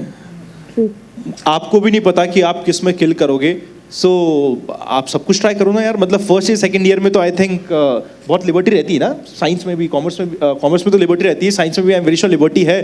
तो studies ठीक है, part of the game, but जितनी नई चीज़ एक्सप्लोर कर सकते हो यार करना चाहिए. आई थिंक अगर आपको लग रहा है कि आपको 6 चीज़ों में इंटरेस्ट है, 7 करो. आई थिंक ऋषभ बोल भी रहे थे दैट कॉलेज में सबसे ज़्यादा टाइम होता है हमारे पास, और जितनी ज़्यादा चीज़, सॉरी हाँ, तो जितनी ज़्यादा चीज़ें करनी चाहो करो यार. And I think at this age we should do what we love. मतलब तभी समझ में आएगा दैट कौन से एरिया में हमें जाना है, एंड जहाँ एक्सपेरिमेंट करते रहो. और इस असल में ना मस्ती करना मत भूलना यार, कि फ्रेंड्स के साथ ट्रिप, इधर उधर घूमना, रात में चिल करना, इसके बहुत लाइफ लॉन्ग मेमोरीज रहती है. मैंने एटलीस्ट अपने सीए के जब मेरी इंटर्नशिप हुई थी, शायद थोड़ा सा 2 साल बहुत चिल था, तो उस 2 साल मैंने बहुत मस्तियाँ करी है, ऐसी मस्ती करी है कि मैं अभी शायद यहाँ पे बता भी नहीं सकता, बट वो मेमोरीज है. अभी फॉर एग्जांपल मैं कभी मेरी वाइफ के साथ या घर पे या किसी भी ऐसे सेशन में डिस्कस करता हूँ और वो बता सकता हूँ, क्योंकि वहाँ पे फैकल्टीज नहीं होते, तो बच्चे इतना कनेक्ट करते हैं कि यार इतना बड़ा ये सही किल किया है. तो वो मेमोरीज बहुत इंपॉर्टेंट होती है. कई बार हमें लगता है कि हम इतने सीरियस हो जाते हैं, स्पेशली कॉलेज में आते ही, कि यार हम पे रिस्पॉन्सिबिलिटी आ गई है, कि वो चिल करना भूल जाते हैं. Chilling is also important at the same time, I personally feel. सही बात. अरे कॉलेज में मस्ती नहीं करेंगे तो क्या किया यार. So, do we have more questions here? Hello, sir. I'm Dheeraj and I'm a trader myself. I'm an intraday trader as well as a swing one. And am I audible? Yes. So my question is, when we start trading and the journey is risk to reward ratio tally करो, support पे bye करना, resistance पे cell कर देना, but जब support तोड़ देता है एंड जो हमारा स्टॉप लॉस होता है वो भी चला जाता है नीचे, एंड उसके बाद हम होप पे होते हैं कि कुछ ना कुछ होगा एंड मार्केट रिकवर करेगा, एंड उसमें और 5% गिरता है और 5% गिरता है, हम और होप करते हैं एंड ऐसे वो पूरा अकाउंट ब्लो अप हो जाता है.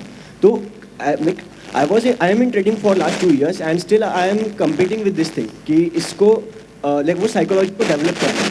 तो आपका उस पर क्या एडवाइस होगा? यार stop loss is your insurance. एक एग्जांपल देता हूँ जिससे तुम ये तुम्हें लाइफ में हमेशा काम आने वाला है। सपोज करते तुम्हारी एक ऐसी फैक्ट्री है जिसमें ऐसा आइटम्स रखे हुए हैं जहाँ पे आग लग सकती है, तुमने उसका इंश्योरेंस, फायर इंश्योरेंस करा रखा है, क्या इसका मतलब ये हुआ कि तुम कल अगले दिन जाके अपनी फैक्ट्री में आग लगा दोगे? I hope no. बट तुम हर साल वो फायर इंश्योरेंस का पेमेंट जरूर करोगे, क्योंकि अगर किसी दिन आग लग गई तो तुम्हारा पैसा बचना चाहिए। इन द सेम वे हम लोग स्टॉप लॉस इसलिए ले पाते क्योंकि हमें लगता है कि स्टॉप लॉस हिट हुआ, वापस बाउंस बैक हो गया तो क्या। बट अगर आपने उसको ऐसा इंश्योरेंस लिया कि भाई ये तो मेरा इंश्योरेंस कॉस्ट है जो मुझे देनी है, तो फिर तुम्हारा माइंडसेट हट जाएगा and it is absolutely okay to give stop losses. And हर बार हर कोई नहीं लेता है, मैं भी नहीं लेता हूँ आज भी, अभी भी मुझसे मिस्टेक होती है। तो आप ये समझोगे 100% हो जाएगा, वैसा नहीं होगा। पर क्या मैं इंप्रूव कर सकता हूँ ये सोचते हुए कि ये मेरा इंश्योरेंस कॉस्ट है, 100% कर सकते हो। And trading without stop loss is like gambling यार। फिर तो अगर तुम गैम्बल ही करना है तो फिर स्टॉक मार्केट में क्यों आए हो यार? कसिनो जाओ यार, गोवा जाओ, वहाँ पे प्रोबेबिलिटी ज़्यादा है of winning. I am not saying कि तुम्हें जाना चाहिए, बट क्योंकि हम प्रोबेबिलिटी और मैथ्स की बात कर रहे हैं और आप सब साइंस के स्टूडेंट हो, प्रोबेबिलिटी को समझते हो। When you play roulette and if you play red and black, तुम्हारी probability of winning is almost 49%। अगर तुम स्टॉप लॉस नहीं ले रहे हो या ऐसी ट्रेड ले रहे हो जो तुम्हारे सेटअप के अगेंस्ट में है, तो वहाँ पे probability of winning is less than 49%, 100% times. तो बेटर है कि तुम वहाँ पे जाके अपना लक आजमाओ। तो स्टॉप लॉस तो लेना पड़ेगा, एंड एक सेटअप पे काम करोगे ना तो मैं स्टॉप लॉस लेने आ जाएंगे। एक स्ट्रैटेजी, एक सेटअप। एक स्ट्रैटेजी पे भी बड़ा इशू आता है कि एक स्ट्रैटेजी पे कैसे काम करेंगे। हम हर बार नई स्ट्रैटेजी ढूंढने की कोशिश करते हैं। With due respect to all the god, मैं अभी सब भगवान में बहुत विश्वास करता हूँ, बट एक एग्जाम्पल देता हूँ, कनेक्ट करोगे वापस से। कृष्ण भगवान का मेन कौन सा हथियार है सबसे मेन कृष्ण भगवान का? सुधा। शिव जी का, दुर्गा माँ का, हनुमान जी का, राम जी का। अब एक डिफरेंट तरीके से सोचना, क्या राम जी को गदा चलानी नहीं आती होगी? क्या हनुमान जी को त्रिशूल या कुछ और चलाना नहीं आता होगा? बट उनका वो एक इंस्ट्रूमेंट होता है जिसको वो यूज करते हैं, जो उनका सबसे मेन इंस्ट्रूमेंट है। So at times we are looking out for a lot of strategies कि भाई मुझे तू भी बता दे स्ट्रैटेजी, तू भी बता दे। पर इन रियलिटी हमें वो हमारा एक मेन इंस्ट्रूमेंट को चूज करना है जिसमें मेरा सबसे ज्यादा स्किल है, मेरा कॉन्फिडेंस है, and you will and up making money, B it life और बी इट स्टॉक मार्केट यार।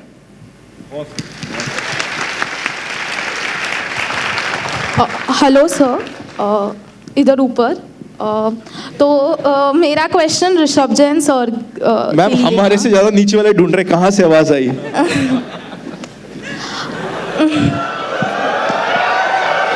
थोड़ा लेट चमका। हाँ तो I have recently started my page upward सोर। तो इंस्टाग्राम, यूट्यूब पे बहुत सारा कंपटीशन चलता है। तो यू नो सब मतलब how we can stand out you know in this field where every day new content creators are emerging. ये तो मुझे पूछना चाहिए कैसे करना है। नहीं बट यार like all the other things life में इसमें कंपटीशन आने ही वाला है। तो जो नए कंटेंट क्रिएटर्स हैं मैं उनको बिल्कुल बेसिक एक स्ट्रैटेजी बोलता हूँ। तो first you should start with a niche. Start with a niche मतलब जैसे labour laws, it's a very very very small niche of even in law, और जितना बोरिंग साउंड करता है उससे 10 गुना है ज़्यादा। तो इससे हमने शुरू किया था, पहले 100-150 videos were all around labour laws and that helped us build that initial community of employees. And then उसके बाद हमने personal finance and taxation because those were relevant for them introduce किया उसके अंदर। So your first target should be to cater to not million और 10 million और 100 करोड़ लोगों के लिए नहीं बनाओ, या चूंकि फाइनेंस स्कूल या फिर फैशन स्कूल या फिर टेक स्कूल उस पर हम लोग बाकी तरह से ही लोगों से कंटेंट बनाते हैं, it will not work. Maybe your few reels will go viral but you will not able to build that brand. So start with those 100 people, उनको टारगेट करो कि यार इन लोगों को क्या चाहिए और मेरा every single video should be relevant for them, every single post, every single LinkedIn post, every single tweet should be relevant for them. So वो 100 लोगों को टारगेट करो, वो बहुत छोटा सबसेट लो। So start with a niche, ठीक है। The point number 2 is build, do it consistently. So ये तो करना ही है क्योंकि अगेन इट्स कॉम्पिटिशन। लोग रोज जॉब पे जाते हैं तब उनको सैलरी मिलती है, लोग रोज अपना धंधा बिजनेस चलाते हैं तब उनको प्रॉफिट मिलता है। तो सिमिलरली कंटेंट क्रिएशन में ऐसा नहीं होगा कि यार मैं आज बनाया फिर मैं सो गया फिर 2 महीने बाद बनाया, वो गए जमाने, ठीक है। अब लोगों को चाहिए रोज कंसिस्टेंट आपसे वीडियोस या पोस्ट या रेयर लोग हो सकते हैं कि जो महीने में एक बार अपलोड करते हैं, still they go viral, but probability, again it's probability, तो प्रोबेबिलिटी में आपको रेगुलर काम करना है, एवरीडे काम करना है. And last thing is the last thing, मतलब जिस पे लोग सबसे ज़्यादा मेहनत करते हैं वो है उनकी कैसी एडिटिंग हो रही है, कैसा थंबनेल बन रहा है, कैसा टाइटल लिख रहे हैं. These everything will help in just 10-15% optimization. So first build a niche उस 100 लोगों के लिए, every single video, every single content, every single post. अगर आप अपने कंपनी का भी पेज बना रहे हो तो सोचो आपका कस्टमर कौन है, और हर एक पोस्ट ऐसी सोचो कि उस कस्टमर को आपसे वैल्यू मिल रही है. क्योंकि वो आपको, आप बोलोगे मैं क्यों वैल्यू दूं उसको फ्री में, क्योंकि वो आपको आपका टाइम दे रहा है, which is the most valuable thing. तो अगर उसके टाइम के अगेंस्ट आपको वैल्यू नहीं दे रहे हो उन 100 लोगों को, तो फिर आप सही काम नहीं कर रहे हो. तो एक बहुत छोटी ऑडियंस के लिए वैल्यू बनाओ. ये मत भागो कि यार अभी ये ट्रेंड चल रहा है चलो अपन ये बनाते हैं, अभी ये ट्रेंड चल रहा है चलो अपन ये बनाते हैं. नहीं, उस ऑडियंस को हर एक पोस्ट में वैल्यू दो. उसके बाद कंसिस्टेंट रहो, नंबर सेकंड. एंड लास्टली जब ये दोनों चीजें आप सॉर्ट कर चुके हो तब बाकी सारी चीजों पे काम करो. और तुम्हारी जर्नी अलग है, मतलब ये it's not zero sum game कि यार ये चलेगा तो मैं नहीं चल सकता, ऐसा नहीं है. बहुत सारे लोग हैं, बहुत सारा इंडिया में 1.4 करोड़ लोग हैं, बिलियन लोग हैं, 1.4 बिलियन लोग हैं. तो उन सबके पास बहुत सारा टाइम है और आपका कंटेंट चल जाएगा अगर आप ये 3 चीजें फॉलो कर रहे हो तो.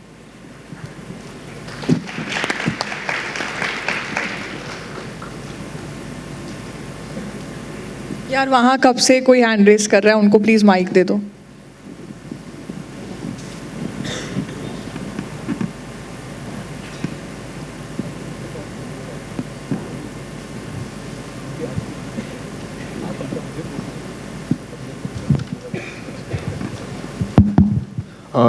Hello everyone on the stage. I have my question towards Anand sir. I am one of your subscribers, sir. Anand sir. Thank you, bro. I want to start with, let's assume if one guy has been trading for 2.5 years, he has developed his own rules and strategies that has been back tested for 2.5 years. I just want to know when it gets, it has its own drawbacks, strategies has its own drawbacks. Sometimes even if you have tested it for 2.5 years, sometimes it shows loss and that's a defeat for the day. I just want to know what happens when you have been there for 20 plus years, right? It's your 3rd generation. I just want to know कि आप वो सब कैसे handle करते हो. अगर आपकी 20 plus years की स्ट्रैटेजी है, आपने बनाई है, और अगर वो गलत हो जाए तो आप वो कैसे हैंडल करते हो? आपका बहुत रेलेवेंट क्वेश्चन है. इसका आंसर भी बड़ा सिंपल सा एक एग्जांपल से देता हूं, आप इमीडिएटली कनेक्ट कर लोगे. एक स्ट्रैटेजी ना आम के फल के जैसी होती है. जब वो नई पकी हुई नहीं होती है, बट जस्ट अभी पेड़ निकला है, जस्ट वो एक फल पकना स्टार्ट हुआ है, तो वो आप खा नहीं सकते उससे, उसमें आपको स्टॉप लॉसेस ही लगेंगे, आपको दिक्कत ही होने वाली है. फिर थोड़े समय बाद वो पकती है, आपको बहुत मीठा लगता है, बड़ा अच्छा रस आता है, हमें प्रॉफिट सारे होते हैं, हमें मजा आ रहा होता है उस आम के फल को खाने में. हम आजू बाजू को भी बताते हैं देखो ये आम का फल सबसे अच्छा मिला है, इससे अच्छा फल अभी तक हुआ नहीं था. फिर थोड़ा और होता है तो वो फल मेच्योर होता है, फिर स्टेबल टेस्ट हो जाता है. फिर अगर हम थोड़ा सा और समय रुकते हैं तो वो आम का फल सड़ने लगता है. आपकी वही स्ट्रैटेजी जिसमें आपको बहुत प्रॉफिट हो रहा होता है या आपको बड़ा मजा आ रहा होता है, वो स्ट्रैटेजी में आपके स्टॉप लॉसेस हिट करने स्टार्ट होते हैं, बिकॉज मार्केट के सिनेरियो, मार्केट के सर्कमस्टेंसेस चेंज हो गए हैं. फिर वो एकदम सड़ जाता है, एकदम खराब हो जाता है और उसको दफनाने का समय होता है, मतलब उस स्ट्रैटेजी को छोड़ने का समय होता है. बट बिकॉज उस आम के फल में आपने अपनी स्ट्रैटेजी में एक समय दे दिया है, आपका एक्सपीरियंस आ चुका होता है, तो उसी स्ट्रैटेजी से आप एक नई स्ट्रैटेजी बनाते हो. उसी आम के फल को जिसको आपने दफनाया होता है, उससे एक नया फल निकलता है और वो जर्नी वापस से शुरू होती है. ओके. तो वो जो एक्सपीरियंस आपने लिया 2.5 साल में, वो वैल्यूएबल है. एक बार आपकी एक सपोज करते हैं आप आरएसआई पे काम करते हो. अभी मैं अज्यूम करता हूं कि बाकी सब लोग टेक्निकल नहीं है, बट आप और हम शायद कनेक्ट कर पाएंगे इस बात पे. सपोज करते हैं आपने आरएसआई पे काम किया और बिकॉज मार्केट चेंज हो गया और हर कोई अब आरएसआई यूज कर रहा है, तो आरएसआई के साथ हो सकता है आपको बॉलिंजर बैंड या फिर सुपर ट्रेंड भी लगाने की जरूरत है. एंड एब्सोल्युटली ओके, वो आप अपने आप डेवलप कर लोगे. वो आम का फल है, बस उसको दफनाओ और नए फल का वेट करो.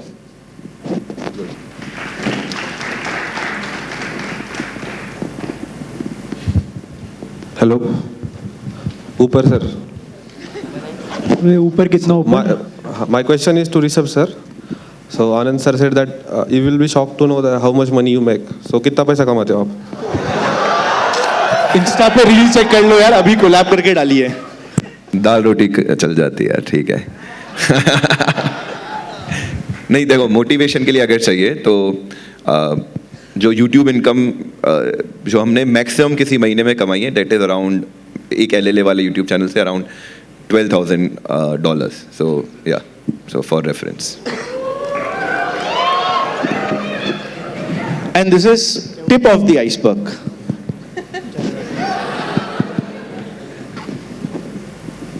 Hello sir. सर मेरा क्वेश्चन ऋषभ सर से एंड आनंद भाई आपसे भी है मेरा क्वेश्चन। जैसे कि हम लोग स्टार्टिंग मैंने किया कंटेंट क्रिएटर से, मैंने स्टार्ट किया एज एन कंटेंट क्रिएट करते गया मैं, एंड मेरे को बिजनेस में भी इंटरेस्ट है। मैंने बिजनेस भी स्टार्ट किया, मगर जब मैं बिजनेस पे फोकस करने लगा तो मेरा कंटेंट क्रिएशन का गेम कम हो गया मेरा। कभी कभी लगता है जब अकेले बैठता हूँ तो कंटेंट, हाँ कोई भी आंसर दो आप। यार मेरे गुरुदेव यहाँ बैठे हैं, मैं कंटेंट पे बात नहीं करूंगा यार, मेरे को खुद में कंटेंट का सबसे मेन रोल इन्होंने प्ले किया था, तो प्लीज आप लो यार। देखो ये हम दोनों का अलग अलग जर्नी रहा है। तो he had a business, very good successful business, and उसके बाद इन्होंने कंटेंट क्रिएशन शुरू किया। मेरा पिछला बिजनेस का अभी कंटेंट क्रिएशन से कोई रिलेशन नहीं है। I am on a reverse flip, मतलब जिसने कंटेंट पहले किया है, पहले ऑडियंस बिल्ड करी है, now I am trying to build businesses around it. तो it has to go hand in hand. It has to go hand in hand. जैसे मुझे जो बहुत सही लगता है वो है प्रांजल। प्रांजल को फॉलो करते हैं यहाँ पे कुछ, Pranjal Kamra fans, Pranjal Kamra friends. So that guy simultaneously started business and content creation and very successful, building in अलग अलग वेंचर्स टेक में और साथ में कंटेंट में भी मचा रहे हैं। तो उसके लिए जो पीछे मेजर चीज उनके पास है, पावर जो है, इवन सिटिंग इन रायपुर, छोटी सिटी है, जयपुर थोड़ा बड़ा है उससे, सिटिंग इन रायपुर ही was able to build a very strong team. तो जब आप कंटेंट क्रिएशन में जाते हो, आप उस मैच्योरिटी के साथ जाओ कि it's not a one person job. आज अनंत भाई की टीम में भी काफ़ी लोग हैं, LLA की टीम में भी काफ़ी लोग हैं जो कई सारी अदर चीज़ें करते हैं। आज मैं यहाँ पे बैठ के बात कर रहा हूँ बट पीछे काम चल रहा है। अनंत भाई आज यहाँ पे बैठ के आपको कुछ बता रहे हैं बट पीछे काम चल रहा है। अगर ये नहीं कर पा रहे हो आप, तो आप दोनों बोट पे सवार नहीं हो पाओगे और फिर आपका जो दायरा है वो बहुत लिमिटेड रह जाएगा, जो स्कोप है, जो रिस्क है वो बहुत ज़्यादा हो जाएगी। तो again just like finance, you have to diversify, you have to build your content business, you have to build your businesses around it, you have to build affiliate, you have to build sponsorships, multiple things you have to do. And again जो outside world आपको देखेगी वो आपका video देखेगी कि Instagram पे ये इसका वीडियो आया है, but to make that video and then build a business around it, build a salary जो आप एक जॉब से कमा सकते हो, आपको मल्टीपल चीजें बैकग्राउंड में करनी पड़ेगी। बी प्रिपेयर्ड फॉर तो सर लाइक ज़्यादा एक क्वेश्चन पूछूं आपसे रिवर्स। अभी मतलब डिफिकल्टी हो रही है मेरे को, डिफिकल्टी हो रही है बिजनेस में, कंटेंट तो बिजनेस में टाइम कम मिल रहा है, फैमिली को टाइम नहीं जा रहा, मस्ती के लिए टाइम नहीं जा रहा, हाँ। ऐसा कुछ टाइम तो हाँ एक्चुअली ये भी हो जाता है, टाइम चलो वहाँ से मैनेज कर लेता हूँ, बट मेन समझ में नहीं आता कि ज़्यादा फोकस, स्ट्रॉन्ग फोकस कहाँ पे करूँ, कंटेंट पे करूँ मैं या बिजनेस पे करूँ। ये हमेशा असल चलेगा यार लाइफ में एंड तक, कि बीवी को ज़्यादा इंपॉर्टेंस दूँ या माँ को, वो हमेशा चलेगा यार। बीवी बैठी है ऑडियंस में, पूछ ले। वो हमेशा चलेगा यार, ये लाइफ लॉन्ग हसल है, टसल है यार। मैं भी आज भी कर रहा हूँ यार, मतलब कंटेंट क्रिएशन में मेरा कभी ज़्यादा ध्यान चल जाता है तो बिजनेस सफ़र होता है, बिजनेस के फिर जब नंबर्स नहीं होते या लगता है कि यार जो हमसे जुड़े हुए लोग हैं उनको थोड़ा कम हो रहा है तो उधर फोकस होता है, तो कंटेंट क्रिएशन रुक जाता है। वो हमेशा ही हसल चलता रहेगा और चलना भी चाहिए, तभी तो एक्साइटमेंट रहेगा। जब तक एक बार सो ज़्यादा पैसा किस में है, कंटेंट क्रिएटर में या बिजनेसमैन में? यार क्या तुम्हारा एंड गोल क्या है? पैसे कमाना है मेरे को। I love that answer. पैसे कमाने हैं तो तुम्हें बिजनेस बिल्ड करना पड़ेगा, तुम्हारा एंड गोल के हिसाब से डिसाइड होता है। सपोज करते हैं तुम्हें अगर फेम एक्साइट करता है, मुझे अगर मेरे पास पैसे जितने आज है उससे कम हो बहुत, पर अगर मुझे एक जना आके मेरे से सेल्फी खिंचा रहा है, मुझे बोल रहा है कि यार आपकी सेल्फी खिंचाना इज नॉट इंपॉर्टेंट, आके बोल रहा है कि यार तुमने मेरी लाइफ में एक पॉजिटिव इंपैक्ट डाला है, तो that satisfaction is more important for me. तो मेरे लिए शायद कंटेंट क्रिएशन ज्यादा हो जाएगा। बट अगर तुम्हारा एंड गोल पैसा है तो पैसा बड़ा बिजनेस से ही बनेगा। कंटेंट क्रिएशन जरिया हो सकता है बट जो मंजिल है वो बिजनेस होगा। बट सर ये एक हफ्ते पहले मैं एक इवेंट पे गया था, मैं वहाँ पे एक बाकी लोगों को भी समय दो, ऐसा ना करो। अच्छा इसको मैं स्किप करता हूँ। हाँ, सर बाहर मिलेंगे बाहर।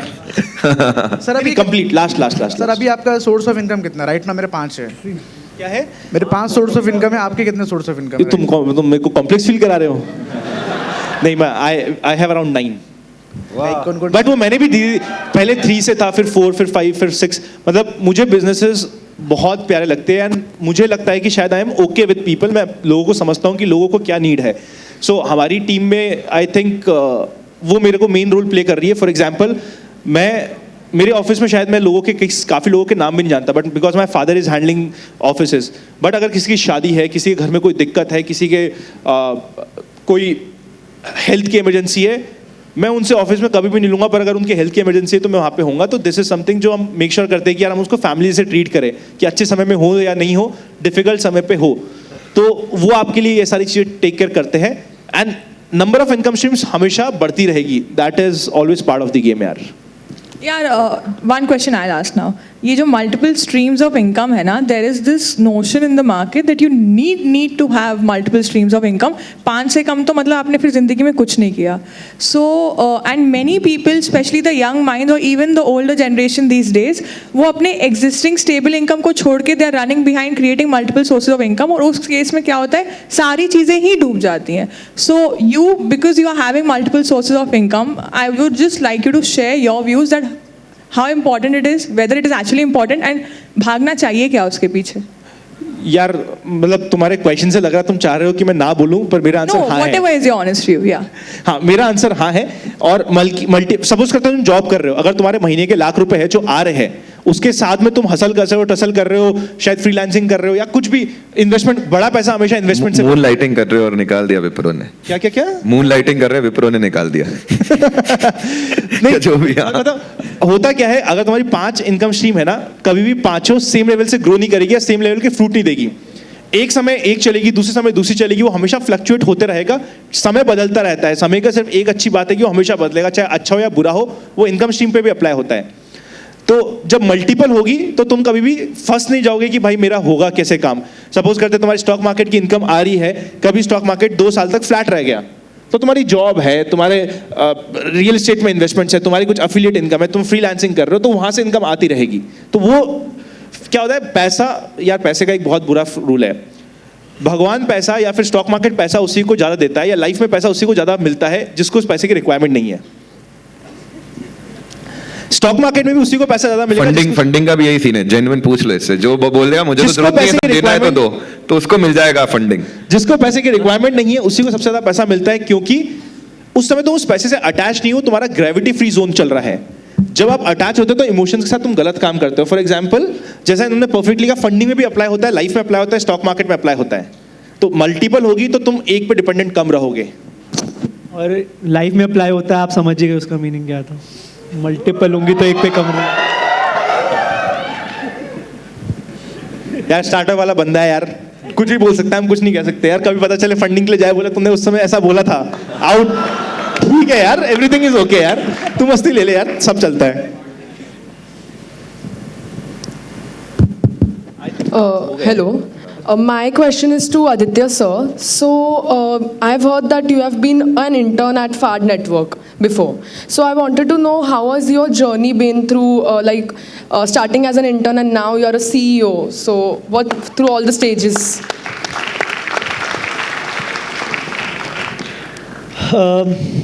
So that's I think my whole life यार. मतलब ऐसे कॉपी करके दे नहीं सकता कि ये आंसर है. But essentially like 3 things, मतलब कंटेंट बन गया वैसे. 3 things that I have learned throughout my journey. But that's the benefit of working in organizations, smaller organizations, and when you're working from start. The thing is that you get more accountability, more independence to do things, and you kind of make a family with the founders that you are working with, right? So the thing is that I've been very fortunate enough to work with the right people who have not looked at me as an intern, but looked at me as a human resource and always put me on the front of the things. जब मैं school में भी था तब भी I used to host pitching events. College में था, school में नहीं. कॉलेज में था, I used to host pitching events, right? Talking to investors, convincing them why this could be a good opportunity, right? So these are the things which have to go beyond classroom and you have to explore for yourself. So A, I've been fortunate enough to work with the right people. B, I've been fortunate enough to dream big, right? Because if you don't have a vision, larger vision, right, you can't actually chase those dreams. जैसे अगर आप shark tank भी देखते तो पीयूष बंसरी की question पूछते कि आपका विजन क्या है, उस क्वेश्चन का रेलिवेंसी ये है कि वो देखना चाहता है कि एंटरप्रेन्योर कितना बड़ा सोच सकता है. अगर आज आप इतना बड़ा सोच नहीं सकते तो उसको अचीव कैसे करोगे, right? So keep pushing your goals. And third is be patient. मतलब बहुत लोग को लगता है कि ऐसी, मतलब मेरे पास बहुत ईमेल्स आते हैं कि सर आप तो सीईओ बन गए हो, आप कुछ और कर लो, मेरे को इंटर्न रख लो, मैं भी सीईओ बन जाऊंगा, राइट? या सर मतलब आप मुझे बताओ कोई ऐसी इंटर्नशिप जहाँ पे मैं इंटर्न से सीईओ बन जाऊँ, राइट? मैंने आदित्य के साथ एक कोलैब करा था और वो कोलैब के पूरे कमेंट सेक्शन में ये भरा हुआ था, यार मैम प्लीज़ आदित्य सर से मिलवा दो, फंडिंग दिलवा दो. तो वही है. मतलब थर्ड इज कि जैसे, मतलब ये तो बहुत ऑलरेडी आनंद ने भी बोला था कि आप लोगों को वही रात दिखती है, एक रात जिसमें आपका ओवरनाइट सक्सेस दिखता है, बट वो बाकी रातें नहीं दिखती. तो जैसे मैंने कहा, मतलब 7 साल मुझे भी हो गए हैं, कुछ और करा ही नहीं है, बस यही फंडिंग ही आती है, बाकी चीज़ें स्टॉक मार्केट वगैरह इतना आता भी नहीं है मेरे को.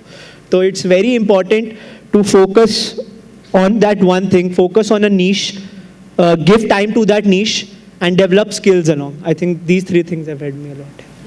So I think we'll... Hello, sir. One last question. Sir, my question is to Aditya. Basically, we are trying to build a roommate listing platform, and we are in initial stage. So basically, our problem is in calculating TAM. We are मतलब हम थोड़ा technical question हो जाएगा, तो या तो आप जल्दी बता दो, क्योंकि टैम का मतलब यहाँ पे बहुत लोगों नहीं पता होगा. So I will conclude in short. So basically हमें टाइम कैलकुलेट करने में प्रॉब्लम आ रही है. हमने नंबर कैलकुलेट्स किए लेकिन वो एक्यूरेट नहीं है हमारे हिसाब से. I know that it will work out 100%, but numbers accurate नहीं है. आरपू भी मालूम नहीं है हमें, टाइम इसके हिसाब से कैलकुलेट नहीं हो पा रहा. तो it is necessary to have accurate numbers in starting. Got it. Very good question. So I will not go in much into technicals की टैम, सैम, सॉम वगैरह क्या क्या होता है, बट टू बी वेरी, मतलब जिन लोगों को नहीं पता है, इस क्वेश्चन इज कि अगर सिंपल टर्म्स में कि अगर आपको अपनी मार्केट का साइज नहीं पता है, टाइम क्या होता है, टोटल अवेलेबल मार्केट, राइट? कि अगर आपको अपनी टोटल मार्केट साइज ही नहीं पता है और आप इन्वेस्टर के पास जाते हो और बोलते हो कि ये मार्केट लेट से 2000 करोड़ नहीं 1800 करोड़ की है, राइट? तो उस पर इन्वेस्टर क्या आपको रोकेगा, क्या फंडिंग नहीं देगा?